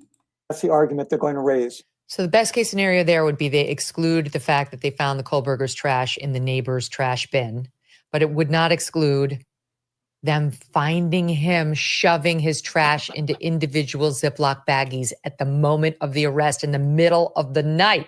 That sounds like a criminal with something to hide, not an... It sounds like a guy recycling trash at his mom and dad's house. It sounds like a guy doing recycling. I don't understand how she acts like this is like so devastating, especially since we've been hearing from the very beginning that he's up at night. His neighbor said he vacuums in the middle of the night. He's a TA. He's a college student. College students stay up weird ass hours. And I know that whenever my dad worked nights, that anytime he took a vacation, it would take like 3 days to adjust to a regular schedule. And then we would take a vacation as a family for like 2 or 3 days. And then he'd have to take 2 or 3 days to readjust back down into nights, because you can't just like flip back and forth. So if his normal schedule is to be up at a certain time and he's up all night doing stuff for work and being a student, you can't just turn that off. So yeah, he would be up doing things and and doing stuff around the house in the middle of the night like that. There's nothing incriminating about this unless they have something that they haven't told us. And I don't know why they would be keeping this stuff so secret. But then again, why are we being told that there's no cameras about what happened inside that house? Even after finding out that him and his family were being held at gunpoint for over 3 hours before they even took him down to the police station, which also makes no freaking sense to me. Makes no sense to me at all. Honest criminology student who's been, wrongly accused. I agree, but at the same time, he's a very strange young man. He has visual. Why is he on Bryan's side all of a sudden? Is this not making y'all like feel all kinds of ickies? It's very strange. Very, very odd that he is like taking up for Bryan all of a sudden. It's too creepy. Snow. He was a heroin addict. He has strange practices. He goes off at 4 a.m. to look at stars in a wilderness park on a foggy night. Would he put his garbage into separate bags? Who knows? Oh my God. Howard's just giving us a preview of how this is going to sound at trial. I mean, it's going to be a very interesting trial. Even the jury selection is going to be interesting. Yeah, because, the Goncalveses just want a bunch of dumb farmers. Which farmers aren't dumb. They're probably like some of the smartest people around. So It's not going to look very good on them. They're going to, like, this is a good preview because Ann Taylor is going to pick apart every piece of the prosecution's case, like every piece. Nothing will be allowed without objection, without a counter narrative. And all she needs is one juror. She just needs one to say, I don't have total confidence. I have reasonable doubt. It should be more than that because how many at the grand jury? 6? 6 needed more information because it didn't seem right. It wasn't good enough information. There was way too much doubt. And what were they told? Well, that's all we got. That's all we got. So I would really love to know how those same 6 people that had the question ended up actually voting. Because if you're going to sit there and make a decision knowing damn well that the information doesn't make any sense and this is where we are today, this is exactly why juries don't work. This right here. In a murder case, you really got to be sure if you're sending someone off, either for a lethal injection or a firing squad, you want to make sure beyond a shadow of a doubt that you're doing the right thing. Oh my God, this makes me feel sick. I have like acid in my stomach from this discussion. Yeah, you make me nauseous too, chick. Now you know how we feel. Jeez. I wish they had more. Megyn. I know. No, it was an important hearing. You learned a ton. I wish they had more. How come she can say stupid shit like that? I wish they had more against this guilty guy. Why can't she just come out and be like, man, it's just not really looking like they've got the right guy here. There's just way too many questions. This doesn't add up and this doesn't add up and this doesn't add up. Why does she just keep saying that it's disappointing that they don't have more? Why can't she just come out and be honest about what this is actually saying? I can't stand paid people like this. It's so gross. Ton. We corresponded privately. I was like, oh my God. Well, we've all been paying attention to Trump. Stuff's really been happening in this very important case that, I mean, truly, we laugh because it's like now it's easier to just talk about the legalities of it. But these 4 beautiful college students, and once again, they are Maddie Mogen, Kaylee Goncalves, Xana Kernodle, and Ethan Chapin. Did she just have to read their damn names off a paper? We're going to watch that part one more time. Look at her face when she reads their names. Very important case that, I mean, truly, we laugh because it's like now it's easier to just talk about the legalities of it. But these 4 beautiful college students, and once again, they are Maddie Mogen. She's reading Kaylee their names Goncalves, off of a freaking Xana paper. Kernodle, and Ethan Chapin. She's reading their names off of a paper and can't even say Bryan's name correctly. And this is 500,000 people's go-to for this information on this case. She doesn't even know their freaking names. This is making me pissed off. Like I'm getting angry. Murdered right in the prime of their life, November 2022, and their families deserve justice. And they deserved it before this August. It's been too long. Did they talk at all? They deserve for you to know their freaking names without reading a script. Thank you. You know how much money she's making off of this case, and she doesn't even know their names without reading them? That's going to sit with me for like ever now. My level of for her just like skyrocketed way the frick out there. I'm disgusted. Disgusted. At all about moving the trial date, or do we think it's on for August? Well, they're trying. I think it will take place. I don't think this judge is going to delay any longer, but the defense is still asking for more time. We'll see if he grants it. I don't believe he will, but no. I was surprised he raised the possibility of a Frank's hearing. That shocked me. Yep.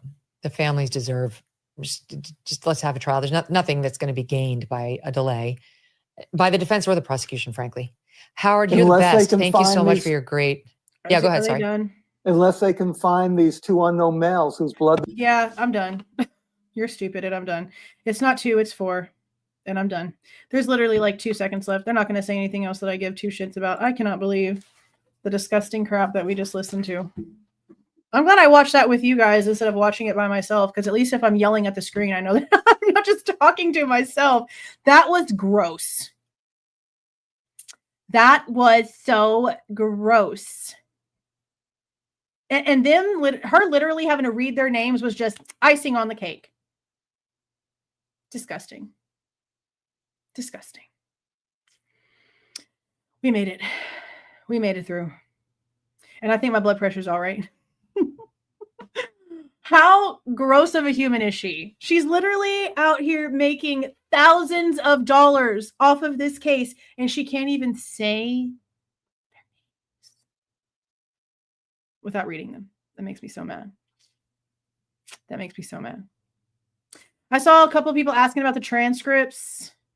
Let me go back and look at the date that was actually filed, because I think it's coming. Like, I think they have to, like, get it done. Like, for sure it's this week, because they only had 14 days from the time that they got it to actually put in any information, like, about what they want taken out. So it was signed on July 27th. And let's just say that it was given to them by the 31st. Then, yeah, they would technically have until Valentine's Day. So there's a possibility that y'all are all going to be my Valentine's Day date, because we're going to be going over some transcripts. So y'all just be prepared, because the second that damn thing's out, we're going to go over it. Now, I am off tomorrow from work because I have some personal stuff I need to take care of. So if I have extra time during the day tomorrow, I might go live just to see what you guys are doing and just talk about whatever. We'll see. Haven't done that in a while, just to go live and talk about whatever. But yeah, it was definitely a group effort. It was definitely a group effort. This was wild and gross. Like, she is disgusting. I really want to, like, email her and bullet point everything about how dumb she is. Like, how are you going to come out here and just feed so many people this false information? You are making people believe that Bryan Kohberger is guilty based off of things that are not true. Things that you're literally making up. No way, Danny. This Thursday? Sorry that my face looked disgusted. That's my ex-husband's birthday. Day before Valentine's Day. Happy birthday to you! But my freaking husband can kiss it. That's crazy. Yeah, I'm really thinking about it. Like, this is horrible. And like, actually, I took my like the where you can like share the video, and I put it on Twitter and on Facebook, and I tagged her actual show page and Howard, all three of them, and said something about going in here and debunking all their massive ass lies. Come and join us to debunk all the lies. Like, it's just so gross. Bro, I'm telling you, I feel it. My ears are red. At least this one. Hey, Brian. Hey, Brian. I know. Like, I feel like I need to go take another shower, because holy shit. Just wild. Just absolutely wild. Yeah, I'm probably gonna. Because this is like, I'm angry, and I'm going to let her know I'm angry, and you should be freaking ashamed of yourself, because you sit here spewing all these freaking lies about somebody who literally has nothing actually against them, while not even being able to read or even say, you cannot even say the victims' names without reading them off of whatever paper you've got down here on your desk. You're disgusting. Yeah. And I really think, like, it actually said who TF, like who the F is Bryan Kohberger with an I and then COLB, like the way that it was spelt. But then I changed it to what it is now on the thumbnail, because I've said that before. I believe the last time that we went over her crazy ass bullshit, I had to say that then. And it's been months, and she still can't say his name right. And then she's got to read the victims' names off of a freaking piece of paper. Ugh. She makes me sick. Makes me sick.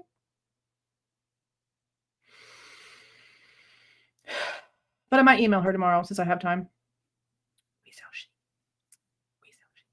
That's it.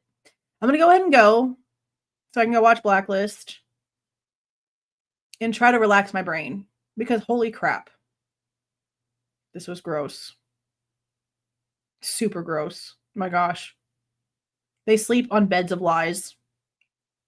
Beds of lies. Disgusting. But y'all have a great night. Have fun on Monday tomorrow. I hope whoever actually was watching the Super Bowl while also being here, that your team won, because I know some of you were multitasking. But I guess that is it. Y'all have a great night. See y'all.